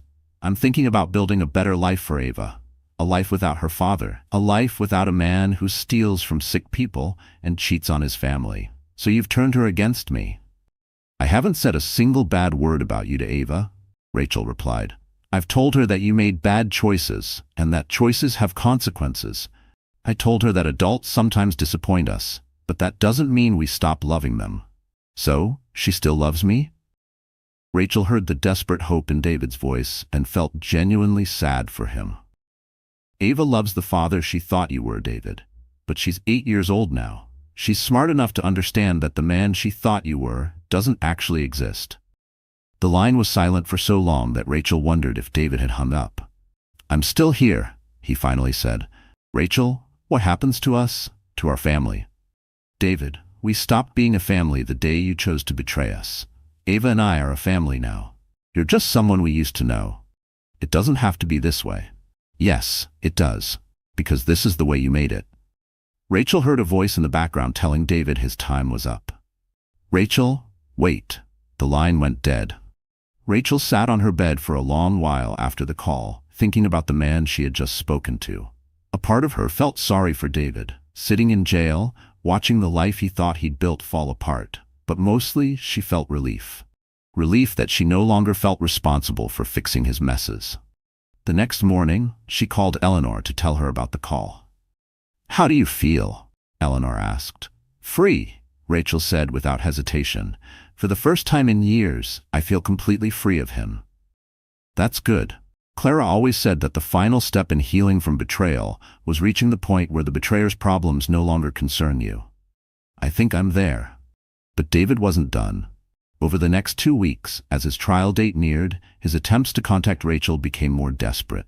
He had his mother call. He had his attorney call. He even sent a letter to the Thompson Foundation via his cellmate's girlfriend.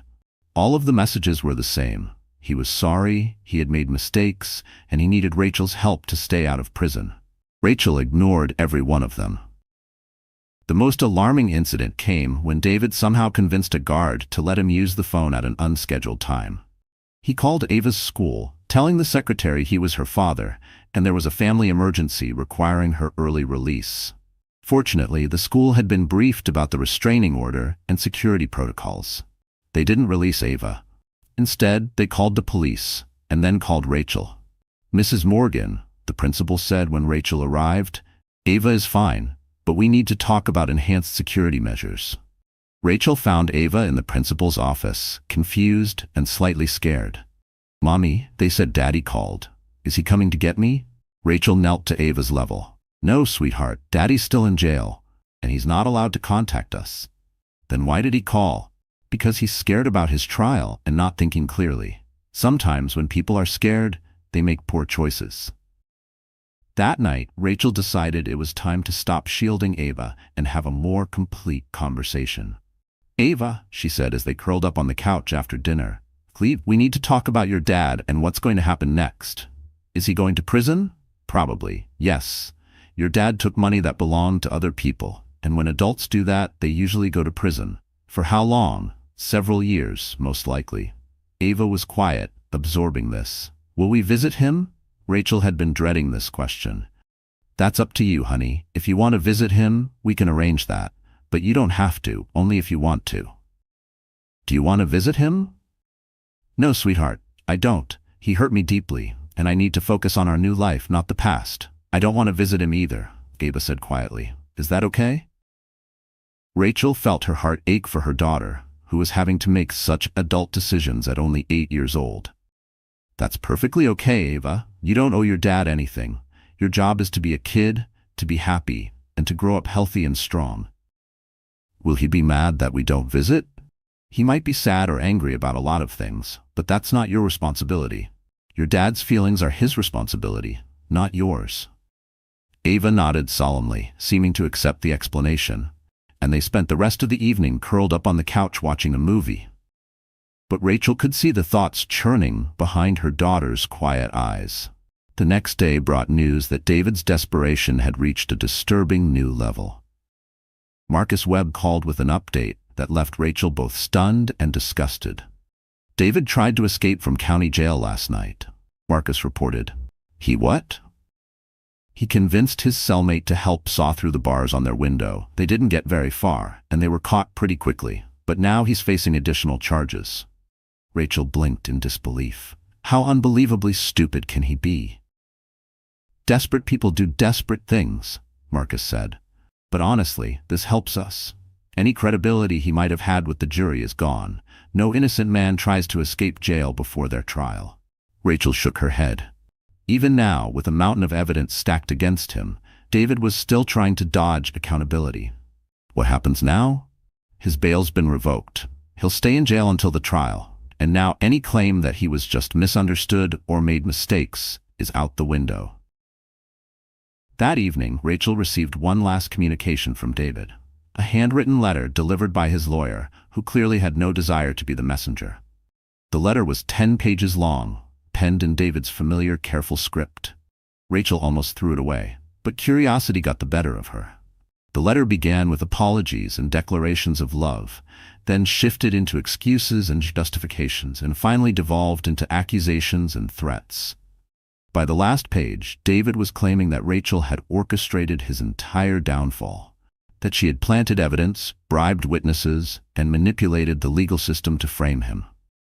Rachel read the letter twice, not because she believed a word of it, but because she wanted to understand the mindset of the man she used to be married to. It revealed a man completely unmoored from reality, lost in a delusion where he was the victim and she the villain. She folded the letter and placed it in her desk drawer, not as a keepsake, but as a cautionary reminder of the destructive power of self-deception. David's trial was scheduled to begin in a week. Rachel had been subpoenaed to testify, not in his defense, but about the personal toll his crimes had taken on her and Ava. For the first time in months, she would be facing him. She was ready, but she wasn't sure he was ready for the woman she had become. On the first day of the trial, the courtroom was packed. Rachel sat in the gallery wearing a simple yet elegant black suit, flanked by Eleanor and 2 discreet security personnel. She had debated attending, but Marcus had encouraged her to be present, to send a message. She wasn't hiding anymore. She wasn't afraid, and she wasn't the broken woman David had tried to discard. David looked awful when he was brought into the courtroom. 3 months in jail had aged him significantly. His hair was graying, his usual arrogance replaced by slumped shoulders and tired eyes. The tailored suits were gone, replaced by an orange jumpsuit. When his gaze found Rachel in the crowd, she saw a flicker of hope cross his face, like her presence might mean she had changed her mind. Rachel met his eyes with calm, unflinching neutrality, and she watched that flicker of hope die. The prosecutor, District Attorney Miller, no relation to David, despite the shared surname, was a sharp, determined woman in her early 40s, known for her relentless work on complex financial fraud cases. Rachel had met with her several times while preparing for the trial, and had been impressed by her professionalism and fierce attention to detail. "Ladies and gentlemen of the jury," D.A. Miller began her opening statement, "this case is about trust. Trust that was freely given and brutally betrayed. Trust placed in a man who had sworn a legal and moral oath to put his client's interests above his own." Rachel listened as the prosecutor laid out the case against David. Dozens of victims, forged documentation, manipulated statements, and a pattern of deceit that had unfolded over the course of 3 years. "The defendant didn't just steal money," Miller continued. "He stole hope. Hope from elderly clients who had saved their whole lives for a secure retirement. Hope from accident victims who depended on their settlements for survival and care. He took security, dignity, and peace of mind, replacing them with lies and financial ruin." David's court-appointed attorney, clearly overwhelmed by the scale of the case, tried to argue that David had planned to repay the money, that he had been under immense pressure at the firm, and made poor financial choices as a result. But even as he spoke, Rachel could read the jury's faces: disbelief, skepticism, anger. The escape attempt from jail had already tainted any perception of innocence before the trial even began. The prosecution's first witness was Mrs. Aldridge, the elderly woman whose husband's life insurance David had stolen. Rachel watched from the gallery as the small but dignified woman made her way to the witness stand and was sworn in. "I trusted Mr. Webb because he seemed like a family man," Mrs. Aldridge said in her soft, steady voice. "He had photographs of his daughter in his office. He spoke about his wife as if she meant the world to him. I thought any man who loved his family would understand how much that insurance money meant to me. D.A. Miller presented bank statements and emails, proving that David had transferred the funds to private accounts he shared with Lisa, spending them on designer watches, resort getaways, and luxury sedans, while Mrs. Aldridge had been forced to skip meals to afford her chemotherapy.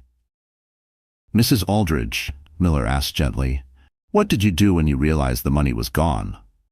"I stopped eating dinner for nearly 3 months," Mrs. Aldridge replied, her voice trembling. "I needed to pay for my medication, and there just wasn't enough. I thought I was going to die without treatment." Rachel blinked back tears. This was the truth of David's crimes, not that he had been unfaithful or abandoned her, but that he had stolen from people at their lowest points, people who had nowhere else to turn. When Mrs. Aldridge stepped down, David's lawyer didn't have a single meaningful question. There was nothing to say that could justify what David had done. But the biggest surprise came on the second day of trial. Lisa had agreed to testify for the prosecution in exchange for a reduced sentence. Rachel hadn't seen Lisa since the day she showed up at her apartment begging for help. Now she hardly recognized her. The sharp, confident woman who once tore Rachel's marriage apart had been replaced by a pale, anxious version of herself, shackled and clad in an orange jumpsuit identical to David's. "Miss Adams," Miller began, "how long were you involved romantically with the defendant?" "About 2 years," Lisa answered, her voice barely a whisper. "And during that time, did Mr. Webb ever discuss his financial dealings with you?" Lisa glanced at David, who was watching her intently, a mix of fear and anticipation etched on his face. "Yes, he told me. He said he was borrowing money from client accounts to keep the firm running." "Did you understand that this borrowing was illegal?" I didn't think about whether it was legal or not. David said he was going to pay it back." "Miss Adams, did you personally benefit from the money Mr. Webb took from his clients' accounts?"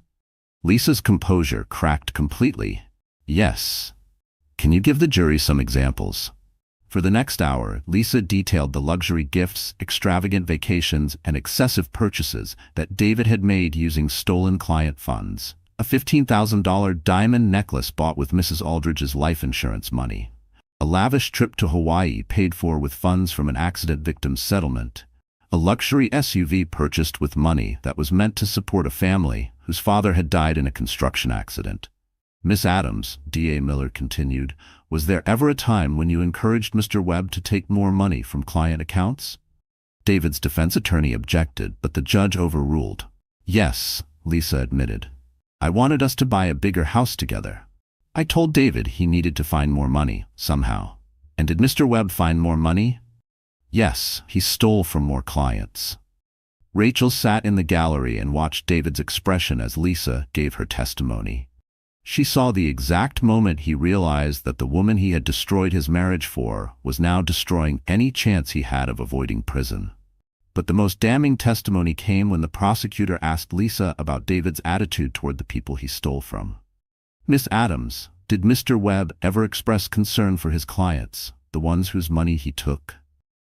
Lisa hesitated, stealing a glance at David. "Please answer the question," the judge said firmly. "No," Lisa finally replied. "He said they were mostly elderly or accident victims, and that they wouldn't miss the money as much as we needed it." A gasp rippled through the courtroom. "Did he really say that accident victims wouldn't miss their settlement money?" D.A. Miller pressed. "He said the insurance companies were giving them too much anyway," Lisa replied. "And that we deserved nice things too." Rachel felt sick. This side of David, cold, calculated, dismissive of his victims, was never something she had seen in their 12 years of marriage, but it explained how he could rationalize such cruelty. When the prosecutor concluded her questioning, David's defense attorney tried to weaken Lisa's testimony, but only made things worse.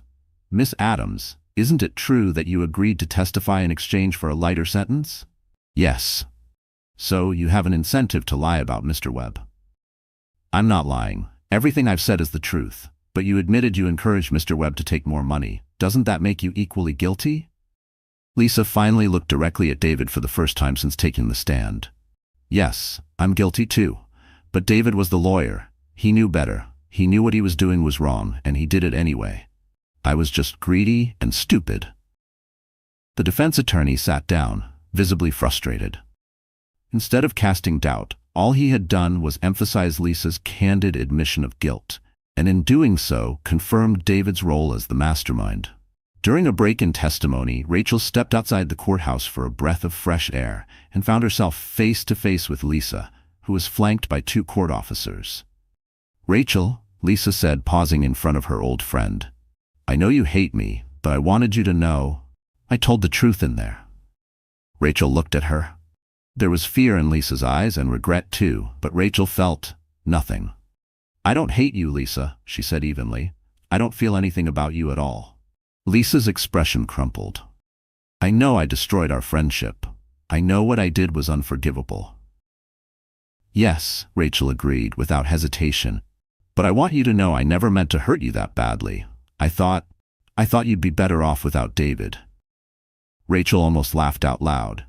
"You thought I'd be better off without my husband, so you stole him from me?" "I didn't think you two were happy. I thought maybe you'd find someone better. You didn't take David to help me, Lisa. You took him because you wanted what I had, and when you found out what I really had, you wanted that too." Lisa's voice cracked. "I know. I was selfish and terrible. I'm going to prison, Rachel. My life is over." "I just wanted to apologize before everything changes," Lisa said. "Your life isn't over," Rachel replied calmly. "You're young, and when you get out of prison, you can start over. You can choose to be a better person than you were." "Will you ever forgive me?" Rachel considered the question seriously. "Forgiveness isn't about you, Lisa. Forgiveness is about me letting go of anger that doesn't serve me anymore. So yes, I forgive you. But that doesn't mean I trust you, and it doesn't mean I want you in my life." Lisa nodded, tears falling freely down her cheeks. "I understand. Rachel, for what it's worth, I'm glad you're doing well. You deserve all the happiness you've found." As Lisa was led away by the court officers, Rachel felt an unexpected wave of emotion. Not regret, but a deep, solemn empathy.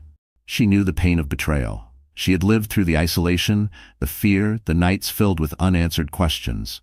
But Rachel had found a way forward. Lisa still had to find hers. The trial continued for another 3 days, with witness after witness testifying to David's crimes.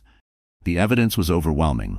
Bank records, falsified documents, audio recordings, and the heartfelt stories of more than a dozen victims. On the final day of testimony, Rachel was called to the stand as a victim impact witness. She had dreaded this moment, not out of fear of David, but because she didn't want to give him the satisfaction of seeing her display any emotion. As she approached the witness stand, she could feel David's gaze on her. She wore a navy blue dress that Eleanor had helped her select, professional, composed, and dignified. She wanted the jury to see her as she truly was now. Strong, steady, and unbroken. "Mrs. Whitaker," D.A. Miller began, "you were married to the defendant for 12 years, is that correct?" "Yes." "During that marriage, were you aware that your husband was stealing money from his clients?" "No, I had no knowledge of his illegal activities." "Mrs. Whitaker, can you describe the financial situation you were left in when your marriage ended?" Rachel took a breath and began to explain how David had managed all their finances, how he had pressured her into leaving her job, and how he had planned to leave her with minimal child support while keeping everything else for himself and Lisa. "Mrs. Whitaker, you said your husband encouraged you to quit your job. Why did you do that?" "David said he wanted me to be a full-time mom to our daughter. He told me his income was enough for us and that I should focus on the house and our child." "Did you want to quit your job?" "No. I liked working. I had friends. I liked the independence of having my own money. But David made it seem like continuing to work meant I didn't care enough about our family." Rachel noticed several women on the jury nodding. They understood the manipulation she was describing. "Mrs. Whitaker, how did you feel when you discovered your husband's affair and his plans to leave you with almost nothing?" Rachel paused, choosing her words carefully. She wanted to be honest, but also composed. "I felt betrayed. Not just by my husband, but by my best friend who was having an affair with him. I felt humiliated for trusting them. But most of all, I felt terrified. I didn't know how I would take care of my daughter." Her voice trembled just slightly, and she let the moment settle, allowing the jurors to feel the weight of what she had endured. It felt like the floor had disappeared beneath my feet. I wasn't just losing a marriage, I was losing the life I had worked so hard to build. Mrs. Whitaker, if your husband's crimes had not been discovered, what would have happened to you and your daughter? We would have been homeless within months. I had no job, no savings, and no way to pay rent or buy groceries with $50 a week in child support. The prosecutor showed the jury the original divorce settlement David had proposed: paltry child support and zero spousal support. In your opinion, Mrs. Whitaker, did your husband care about the impact of his actions on your daughter? David's attorney objected, but the judge allowed the question. No, Rachel said without hesitation. If David cared about Ava's future, he wouldn't have tried to leave her with so little. He wouldn't have stolen money that could have helped secure her future, and he wouldn't have destroyed our family for an affair. When D.A. Miller finished, David's defense attorney attempted a cross-examination, but it backfired completely. Mrs. Whitaker, isn't it true that you've benefited financially from your husband's prosecution? David's defense attorney asked. Rachel immediately understood the implication. Are you asking if I'm glad that your client's victims got their money back? I'm asking if you've personally benefited from the publicity surrounding this case. I inherited money from my grandmother. If that's what you're referring to, that inheritance had nothing to do with David's crimes and everything to do with my grandmother's desire to help women who'd been betrayed by their husbands. Convenient timing, wouldn't you say? Rachel looked directly at David as she responded. My grandmother left instructions that her money should go to family members who needed help escaping bad marriages.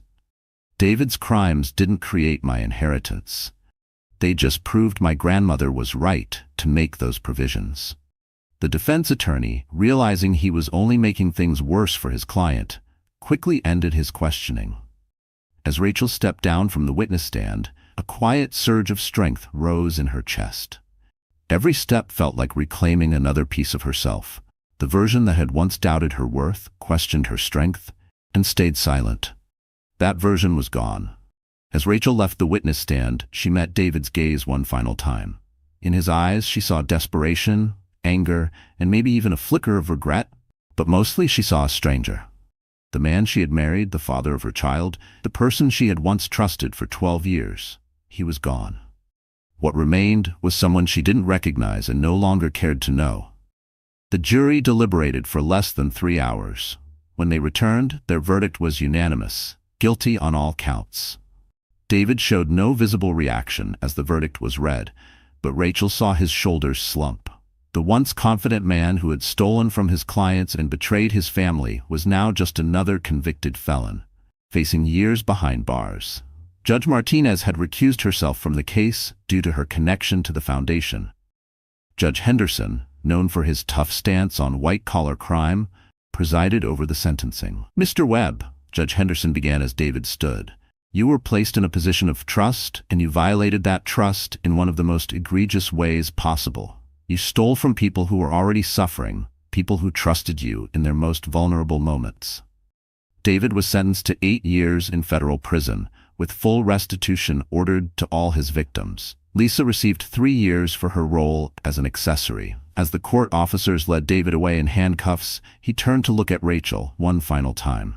She returned his gaze steadily, feeling nothing but relief that this chapter of her life was finally over. She didn't flinch, didn't blink. Her silence was louder than any final word. Outside the courthouse, a crowd of reporters waited. Eleanor had prepared her for this moment. Justice was served today, Rachel said simply. Mr. Webb's victims will get their money back, and he will face the consequences of his choices. I hope this case sends a clear message. Those in positions of trust cannot abuse that trust without facing serious consequences.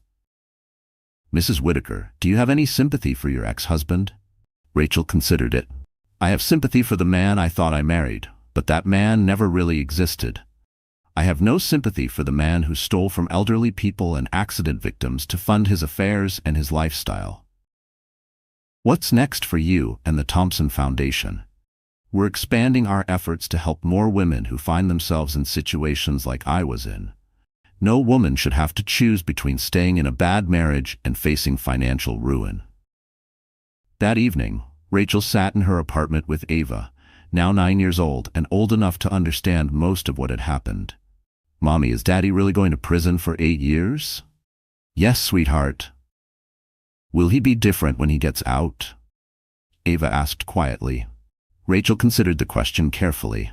Prisons sometimes change people for the better, force them to face their actions and develop empathy for their victims. But more often, it just made them bitter and angry. "I don't know, Ava. People can change if they want to, but they have to want to change. Your father will have a lot of time to think about his choices." "Do you think he'll want to see us when he gets out?" "He might," Rachel said, "but you need to understand something important. You don't owe him anything. If he wants to be part of your life after prison, that decision will be yours, not his, not mine." "Yours." Ava nodded seriously. "I don't think I want to see him. Is that okay?" "That's perfectly okay," Rachel said, pulling her daughter close. "Your dad made choices that hurt our family, and you are allowed to protect yourself from people who hurt you, even if they're family." "Will you be sad if I never want to see him again?" "Sweetheart, my job is to make sure you're happy, safe, and loved. If never seeing your dad again helps you feel that way, then I support you completely." 2 weeks after the sentencing, Rachel received a final letter from David. It was shorter than his previous ones, and the tone had changed. There was no pleading, no anger, just quiet defeat. "Rachel, I know you won't respond to this, and I understand why. I know I destroyed everything good in my life, and I know it's too late to fix any of it. I just wanted you to know that I finally understand what I did. Not just the crimes, but the betrayal. I understand that I threw away a good woman and a beautiful daughter for things that didn't matter. I understand that I hurt people who didn't deserve it. I'm not asking for forgiveness. I don't expect anything. I just wanted you to know that I finally get it. I hope you and Ava have wonderful lives. You deserve all the happiness in the world." Rachel read the letter twice, then placed it in her desk drawer with the others. It was the closest thing to a real apology she had ever received from him. But it didn't change anything. Some damage couldn't be undone. Some trust couldn't be rebuilt. And some doors needed to stay closed forever. But for the first time since their marriage had ended, Rachel felt genuinely sorry for David. Not sorry enough to forgive him or welcome him back into their lives, but sorry that he had destroyed so much of his life and hurt so many people before finally seeing the truth. The trial was over. David was in prison. Lisa had already begun serving her sentence in a minimum security facility across the country. The victims had received their money. Ava was thriving. Rachel's revenge was complete, but it hadn't felt like revenge. It had felt like justice, like accountability, like peace. Now, it was time to look forward, not back. 1 year after David's sentencing, Rachel stood before the largest audience she'd ever addressed. The National Conference on Women's Economic Empowerment had invited her to give the keynote speech. The ballroom was packed with over 1,000 women from across the country. She wore a deep purple dress Eleanor had picked out, saying it struck the perfect balance between authority and warmth. Looking out at the sea of faces, women of every age, background, and profession, Rachel felt both nerves and pride. A year and a half ago, Rachel began, her voice clear over the mic, "I thought my life was over. I was facing divorce with no job, no savings, and no way to support my daughter. I felt powerless, worthless, and completely alone."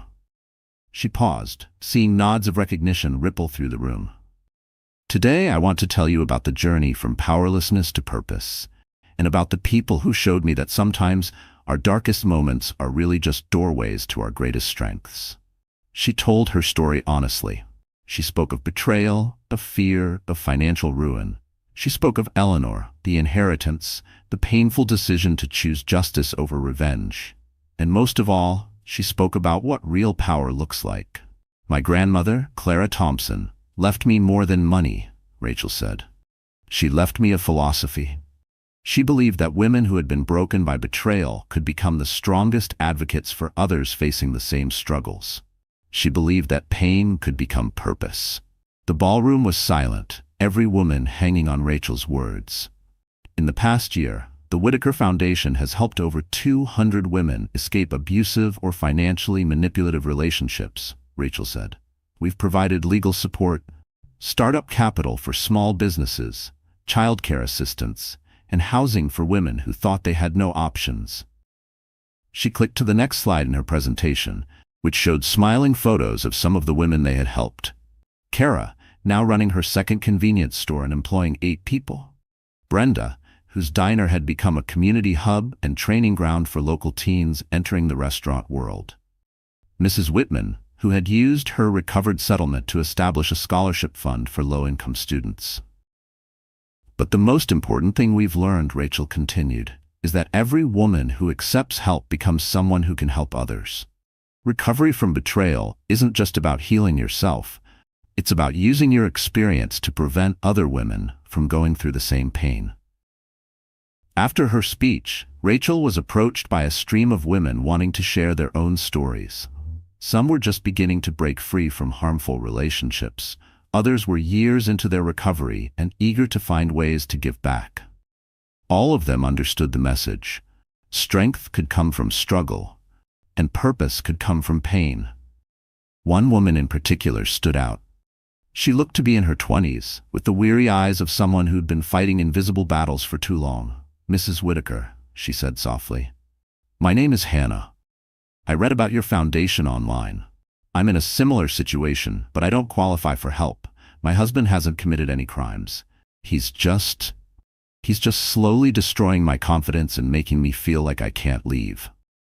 Rachel recognized the pattern instantly. Financial abuse didn't always involve overt theft.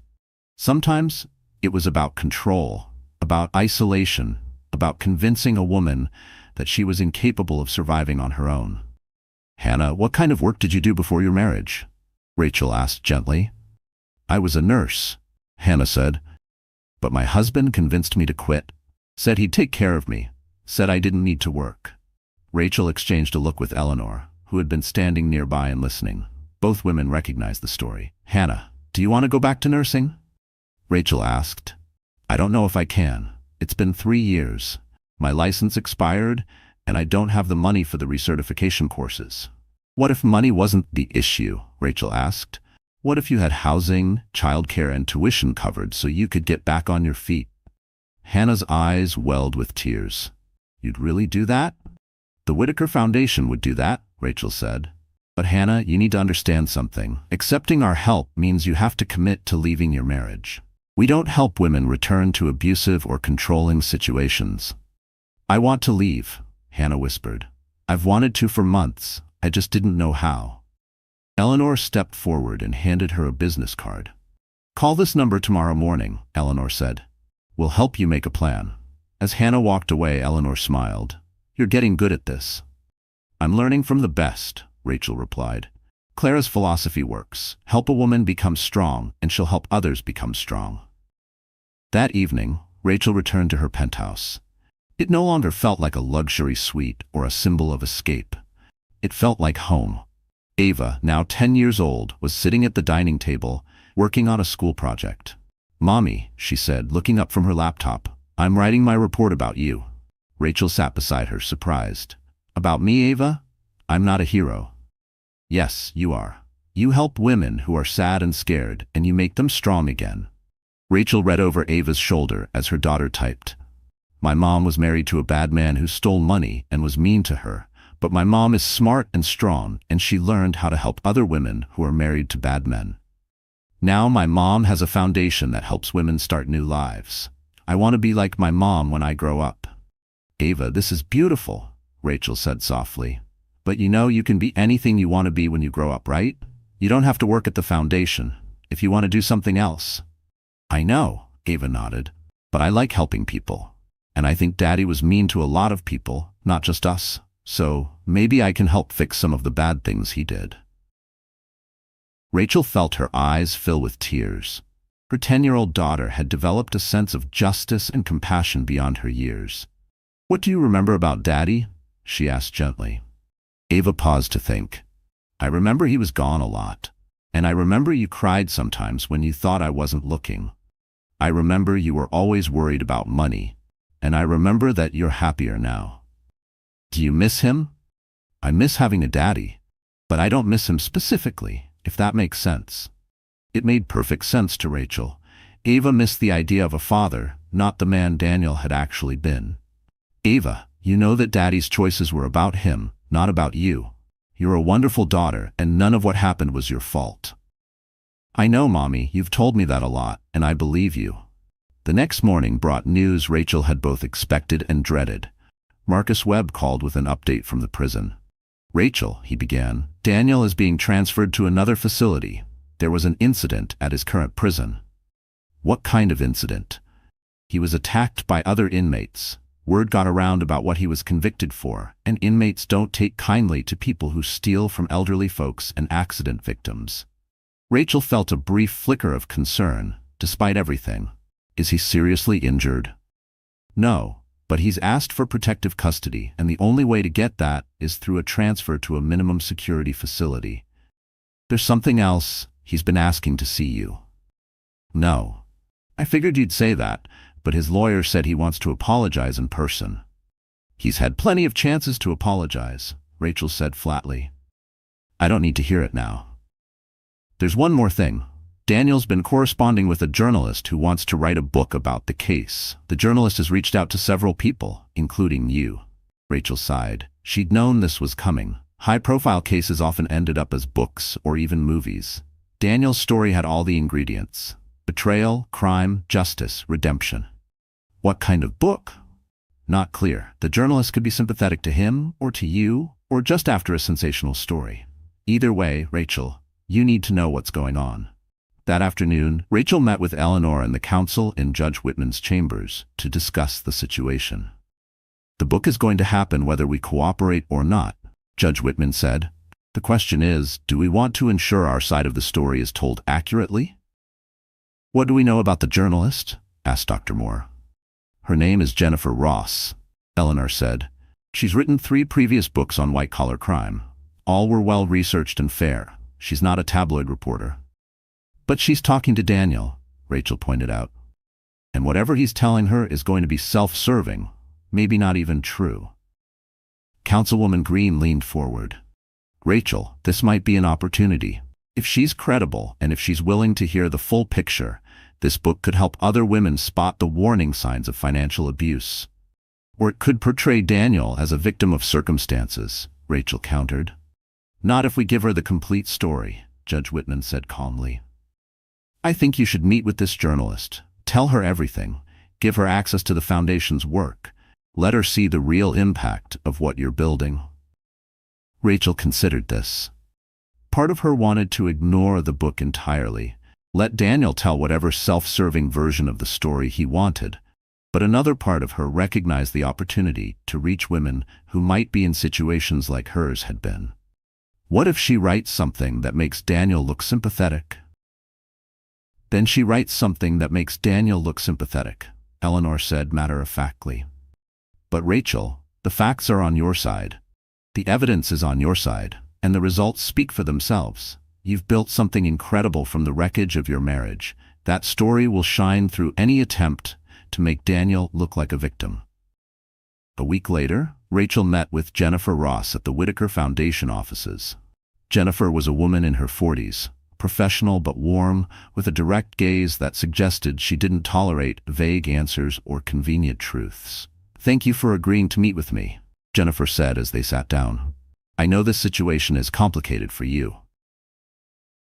It's not complicated at all, Rachel replied. My ex-husband committed crimes, got convicted, and went to prison. I inherited money from my grandmother and used it to help other women. That's the story. Jennifer smiled. I suspect there's more to it than that. Over the next 3 hours, Jennifer asked in-depth questions about every chapter of Rachel's life.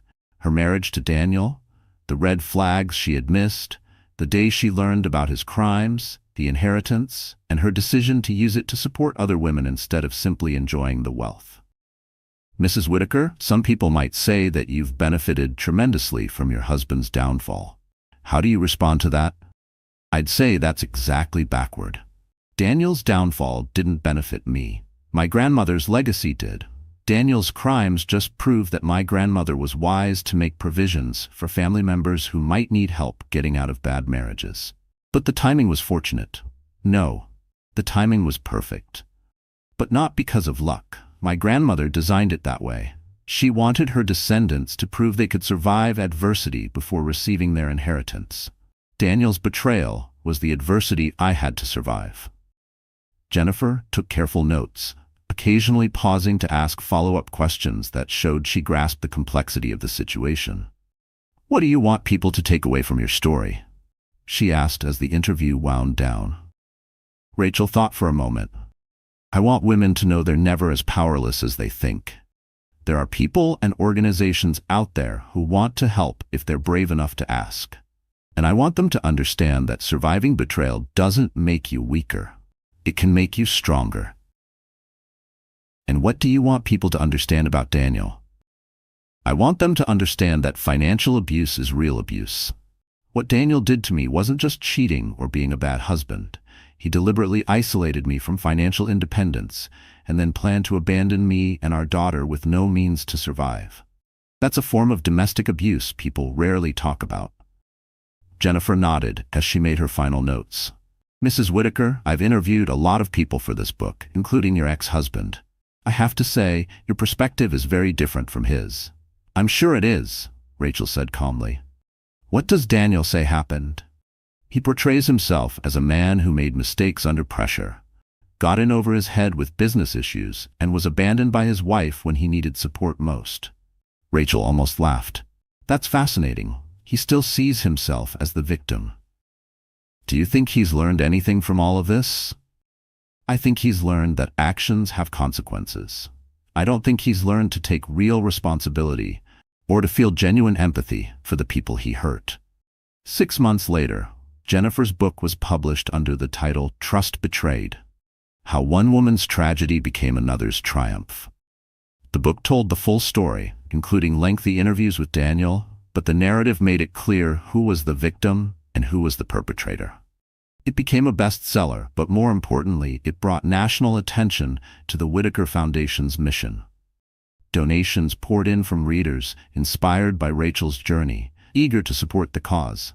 Women from across the country reached out, having recognized pieces of their own lives in Rachel's story.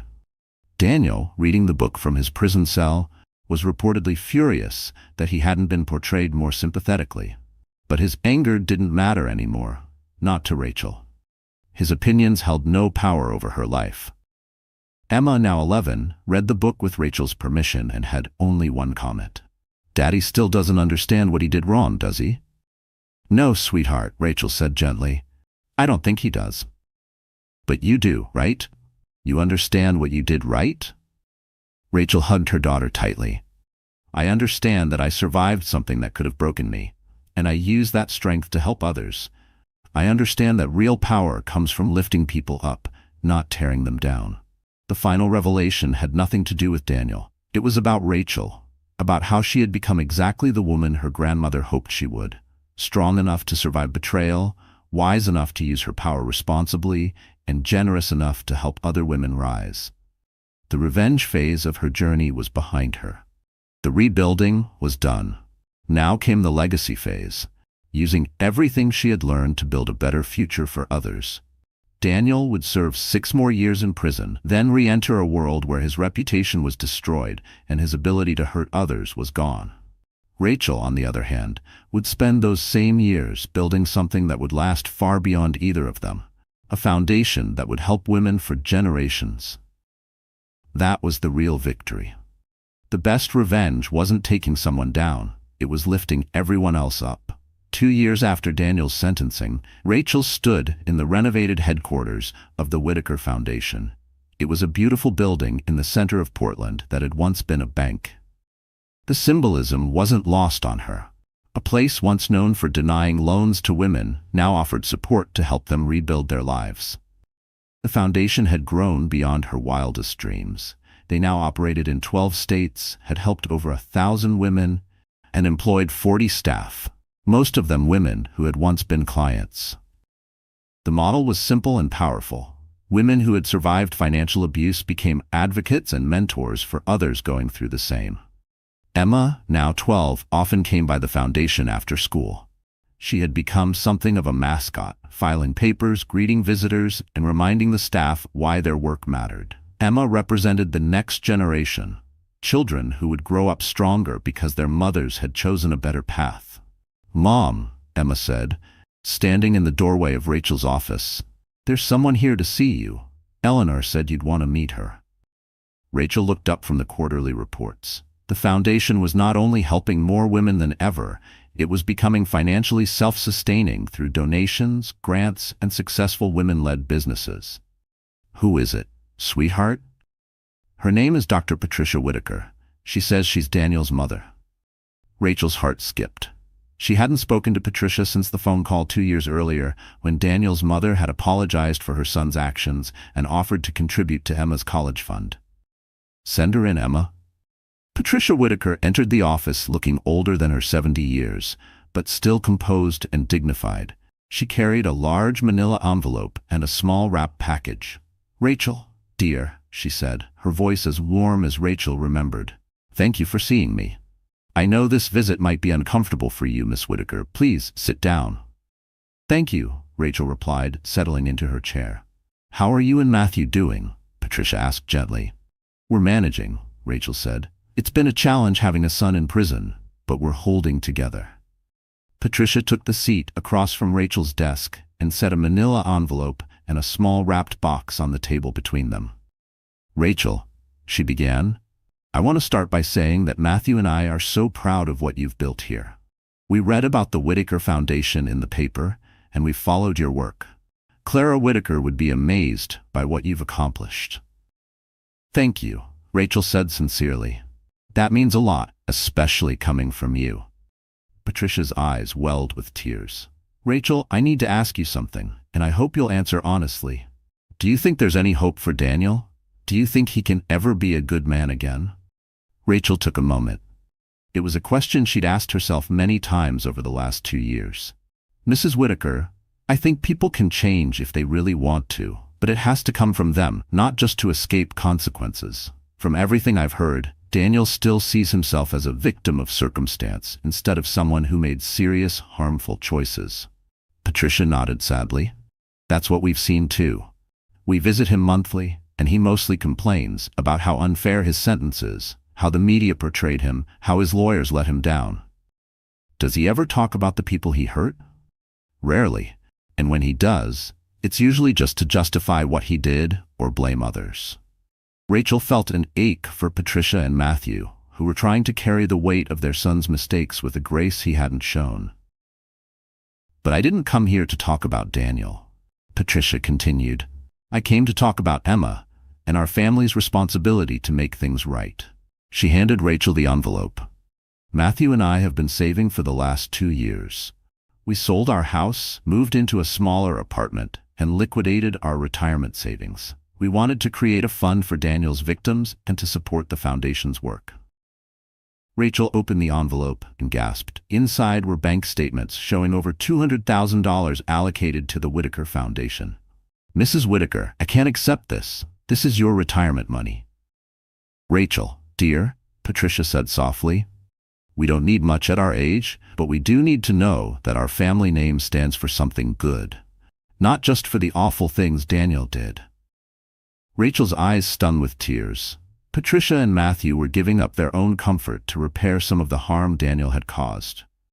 "There's more," Patricia added, reaching for the wrapped package. "This is for Emma." Rachel unwrapped it to find a small jewelry box. Inside was a delicate gold locket with a photo of baby Emma tucked inside. "This belonged to my grandmother," Patricia said. "It's been passed down in our family for 4 generations. I want Emma to have it, not because she's Daniel's daughter, but because she's a good person who deserves beautiful things." Rachel opened the locket and stared at the tiny photo. Emma at 6 months old, laughing. "Mrs. Whitaker, this is incredibly generous. Emma is our granddaughter. Daniel's actions don't change that. We love her, and we want her to know she comes from people who believe in doing what's right, even when it's hard." Just then, Emma appeared in the doorway.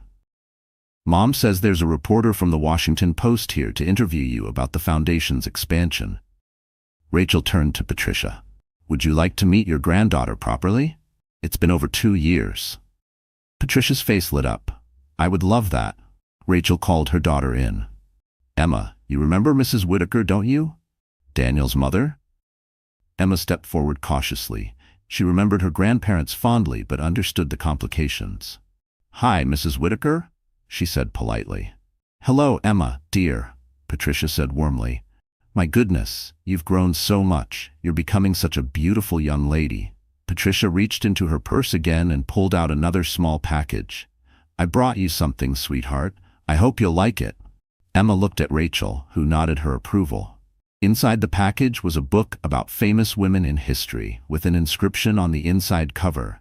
To Emma, who will someday be in a book like this herself. Love, Grandma Margaret.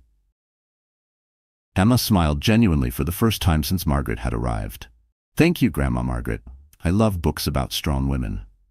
I thought you might, Margaret said. Your mother is certainly a strong woman, and I have a feeling you will be too. They talked for another 30 minutes, with Margaret asking Emma about her school, her friends, and her hobbies. Emma gradually warmed up, remembering why she had always liked her paternal grandparents. Emma, Margaret said as the visit came to an end, I want you to know that your Grandpa Matthew and I love you very much. What happened between your parents doesn't change that. You will always be our granddaughter. Thank you, Grandma Margaret. Can I write you letters sometimes? I would love that, dear. Rachel, listening to their exchange from across the room, felt a wave of mixed emotions. There was pain, residual echoes of betrayal, but also a quiet relief. Emma still had connections to love and kindness on Daniel's side of the family, and that mattered. Margaret's sincerity wasn't performative. It was rooted in loss and an earnest desire to hold on to the one part of her son's life still untouched by shame. After Margaret left, Rachel sat with Emma in her office, both of them taking a moment to reflect on the visit. Mom, is it okay that I like Grandma Margaret, even though I don't want to see Daniel? Emma, that's perfectly okay, Rachel replied. Grandma Margaret and Grandpa Matthew didn't do anything wrong. They're good people who happen to be related to someone who made bad choices. Do you think I should write to them? I think that's up to you. But Emma, they love you, and they're trying to make up for some of the harm Daniel caused. I think staying in touch with them could be a good thing. That evening, Rachel attended a fundraising gala for the Whitaker Foundation. The event was held at the city's most prestigious hotel with over 500 guests in attendance, including public officials, business leaders, and celebrities who supported the foundation's mission. Rachel wore an elegant emerald green gown that Eleanor had helped her select, and she moved through the crowd with a confidence she never would have imagined having 3 years earlier. She was no longer the timid, financially dependent woman afraid to speak up in her marriage. She was now a commanding presence, respected and admired for her strength and the work she was doing to empower others. Each handshake, each nod of recognition from the crowd reminded her that she had built something meaningful, not from spite or vengeance, but from purpose. The gala raised over $300,000 for the foundation. But more importantly, it raised awareness about financial abuse and the resources available for women seeking to escape it. During her speech to the attendees, Rachel shared an update she had been saving for this moment. Tonight, I'm proud to announce the Whitaker Foundation's most ambitious project yet, the Clara Whitaker Institute for Women's Economic Empowerment. The room erupted in applause. At the head table, Eleanor wiped tears from her eyes. This institute will provide not only emergency assistance for women escaping financial abuse, but also comprehensive education and training programs to help women build long-term financial independence.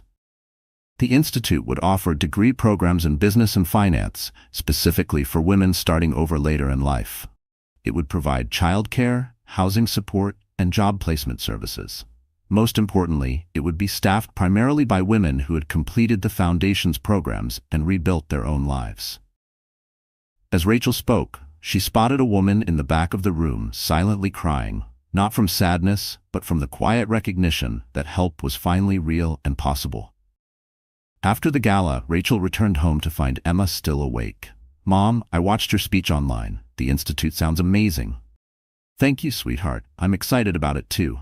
Emma was quiet for a moment, then asked, Mom, do you ever think about Daniel anymore? Rachel considered the question. Not very often. When I do, it's usually just hoping he's trying to become a better person while he's in prison. But honestly, Emma, he's not a big part of my life anymore. Good. I was worried that you might still be sad about him. I'm not sad about him, Emma. I'm grateful for the lessons his betrayal taught me, and I'm proud of what we've built from that experience. But I'm not sad about him leaving our lives. Emma nodded seriously. I have something to tell you, Mom. There's a boy at school whose mom is going through a divorce like you did. His dad is being mean about money and trying to make his mom feel bad about herself. I told him about our foundation and gave him one of your business cards. Rachel felt her heart swell with pride. Emma, that was very thoughtful of you. His mom called the foundation yesterday. Eleanor added, she's going to get help. I'm glad I could help someone like you help people. Rachel reached over and gently brushed a strand of hair behind Emma's ear, her voice softening. You're already making a difference, Emma. You're learning how to be kind and strong, and those are the most powerful things anyone can be. You know what, Emma? I think you're going to be an even better advocate for women than I am someday. Rachel turned her head slightly to hide the tears welling up in her eyes. Her daughter's empathy, her bravery, it was everything Rachel had hoped to pass on, and more. In that moment, the lingering traces of guilt Rachel sometimes felt, guilt for choosing a divorce, for disrupting Emma's childhood, eased just a bit. Maybe, just maybe, this new life was exactly what Emma needed too. 3 months later, Rachel received news that she had been both expecting and dreading. Marcus Webb called with an update about Daniel's situation. Rachel, Daniel is being released early. Good behavior and participation in prison programs have earned him a reduction in his sentence. He'll be out in 6 weeks. Rachel felt her stomach tighten. Not with fear, but with annoyance that she would have to think about Daniel again after so long. Where will he go when he's released? He's required to live in a halfway house for the first 6 months. After that, he's free to go wherever he wants, but he can't practice law anywhere. His license was permanently revoked. What about the restraining order? Still in effect, he can't contact you or Emma directly, and he can't come within 500 feet of your home, Emma's school, or the foundation offices. Rachel considered this. Daniel would be getting out of prison to face a world where his reputation was destroyed, his career was over, and his ability to harm others was limited. It was exactly what Clara Whitaker would have called natural consequences. Marcus, I want you to do me a favor. I want you to make sure that every potential employer Daniel might approach knows exactly what he was convicted of. I want to make sure that any woman he might try to date knows his history. I don't want him to be able to reinvent himself and hurt someone else. Consider it done. And Marcus, I want you to keep monitoring his activities for the first year after his release. If he violates the restraining order or shows any signs of reverting to his old behaviors, I want to know immediately. Rachel's voice had steel in it, controlled, precise, unwavering. It wasn't about vengeance, it was about protection. About making sure the world didn't forget what he was capable of. That evening, Rachel had a difficult conversation with Emma about Daniel's impending release. Emma, I need to tell you something. Daniel is getting out of prison in a few weeks. Emma looked up from her homework with a serious expression. Is he going to try to see us? He's not allowed to contact us or come near us, but I wanted you to know so you wouldn't be surprised if you heard about it somewhere else. Mom, I don't want to see him, even if he's allowed to someday. I don't want to. That's okay, sweetheart. You don't have to see him if you don't want to. Do you think he's changed? Rachel considered how to answer this honestly, but age-appropriately. I don't know, Emma. Prison sometimes helps people understand the impact of their actions. But changing requires more than just understanding. It requires genuine remorse and a commitment to being better. Do you think he has genuine remorse? I honestly don't know. But Emma, it doesn't matter to us anymore. Whether Daniel has changed or not, whether he's sorry or not, it doesn't affect our lives. We've built something beautiful and strong, and we don't need anything from him. Emma gave a small smile, the kind that held quiet reassurance. In that moment, Rachel realized just how resilient her daughter had become. But after Emma went to bed, Rachel sat alone in the living room, staring out at the city skyline. The truth was, she did worry about Emma's safety, about their privacy, about the small but real chance that Daniel might try to insert himself into their lives again. The strength she showed in front of Emma was real, but so was the quiet vigilance she carried each day. Emma nodded and returned to her homework, seemingly satisfied with the explanation. 2 weeks before Daniel's release, Rachel received an unexpected phone call from Lisa. Rachel almost didn't take the call, but curiosity won out. "I know you probably don't want to hear from me," Lisa began, "but I wanted to give you a heads up about something." "What is it, Lisa?" "Daniel has been writing to me while I was in prison. He's been asking me to help him contact you when we both get out." Rachel felt a chill. "What did you tell him?" "I told him no, of course," Lisa said. "I learned a lot in prison about taking responsibility for my actions. I hurt you terribly, and I'm never going to do anything to hurt you again." "Lisa, why are you telling me this?" "Because Daniel hasn't accepted that his old life is over. He's been talking about winning you back and reclaiming his family. He thinks if he can just talk to you, he can convince you to forgive him and start over." Rachel's jaw tightened. She felt the heat rise in her chest, not from fear, but from sheer disbelief at Daniel's delusions. Even now, after everything, he still saw himself as a man with something to reclaim. "Lisa, thank you for the warning. Are you okay? How are you adjusting to being out?" "I'm okay. I'm working at a nonprofit that helps women with addiction recovery. It's hard work, but it feels good to help people instead of hurt them." "That's good, Lisa. I'm glad you're finding a positive way forward." "Rachel, I know I don't have the right to ask this, but I need you to know that I'm genuinely sorry for what I did to you and Emma. Not sorry I got caught, not sorry about the consequences, but genuinely sorry that I betrayed someone who had been nothing but kind to me." Rachel was quiet for a moment. "Lisa, I forgave you a long time ago, not for your sake, but for mine. Holding on to anger was hurting me more than it was hurting you." There was a deep calm in her voice now, the kind that came from healing, not forgetting, but no longer bleeding from the wound. "Thank you for that. Rachel, you've become an amazing woman. I know you always were, but you didn't know it then. I'm proud of what you've accomplished." After Lisa hung up, Rachel realized she felt nothing but pity for both Lisa and Daniel. They were both trying to rebuild their lives after making terrible choices, but only Lisa seemed to understand the magnitude of what she had done wrong. The day Daniel was released from prison, Rachel was giving a speech at a women's business conference in another city. She had deliberately scheduled the trip to coincide with his release, not wanting to be anywhere near him during his first days of freedom. Marcus Webb called her that evening with an update. "Rachel, Daniel was released this morning. He went to the halfway house as required, but he's already been asking staff there about how to contact you." "What did they tell him?" "They reminded him about the restraining order and warned him that any attempt to contact you would send him back to prison." "Good. What else?" "He also asked about getting a job.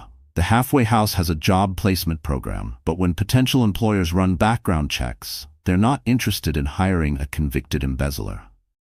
Rachel felt a moment of satisfaction, but it passed quickly. Daniel's employment problems were just the natural result of his choices. "Anything else I should know?" "He's required to meet with a parole officer twice a week and attend counseling sessions for people convicted of financial crimes. If he complies with all the requirements, he'll be free to leave the halfway house in 6 months." Over the next few months, Marcus provided regular updates on Daniel's activities. He was working part-time at a fast food restaurant, the only employer willing to hire him. He was living in a small room at the halfway house, surrounded by other people trying to rebuild their lives after prison. He had tried several times to find ways around the restraining order, asking mutual acquaintances to contact Rachel on his behalf, but everyone he approached refused to get involved. Most tellingly, Daniel had started a blog called Second Chances, a reformed man's journey, where he portrayed himself as someone who had learned from his mistakes and deserved forgiveness. The blog had fewer than 50 regular readers. mostly other ex-convicts and people interested in prison reform stories. He still doesn't get it, Eleanor observed when Rachel showed her some of Daniel's blog posts. He's still portraying himself as the victim of circumstances rather than someone who made deliberate choices to hurt people. Do you think he'll ever get it? Some people don't. Some people go to their graves believing they were wronged by the world, rather than acknowledging the harm they caused. Rachel looked at the screen one last time before closing her laptop. Then let him write his story, she murmured. I'm living mine. 6 months after Daniel's release, he moved out of the halfway house and into a studio apartment in a part of town where Rachel never went. He was still working at the fast food restaurant, still writing his blog, and still, apparently, believing that he deserved sympathy rather than consequences. But Rachel had stopped thinking about Daniel almost entirely. Her focus was on the Clara Whitaker Institute, which had enrolled its first class of students. 30 women ranging in age from 22 to 55 were taking classes in business, finance, and entrepreneurship, while their children attended the institute's on-site daycare. The students included Kelsey, who was working toward a business degree while expanding her chain of convenience stores. Carmen, the former nurse Rachel had met at the conference, who was renewing her nursing certification while taking business courses to eventually open her own medical clinic. And dozens of other women who were rebuilding their lives with the support of the foundation. On the first anniversary of the Institute's opening, Rachel stood before the students and their families at a graduation ceremony. 20 of the original 30 students were completing their programs and moving on to new careers or starting their own businesses. A year ago, Rachel said, you were women who felt like you had limited options. You were starting over in midlife, often with children to support, often with limited resources and damaged confidence. She looked out at the audience, seeing the pride and accomplishment on the faces of the graduates. Today, you are business owners, financial managers, nurses, teachers, and entrepreneurs. But more than that, you are proof that it's never too late to start over. Never too late to build the life you want, and never too late to become the person you're meant to be. After the ceremony, Rachel was approached by Maria Sanders, the journalist who had first told her story 3 years ago. Rachel, I'd like to do a follow-up article about where you are now, 3 years after your divorce. What kind of follow-up?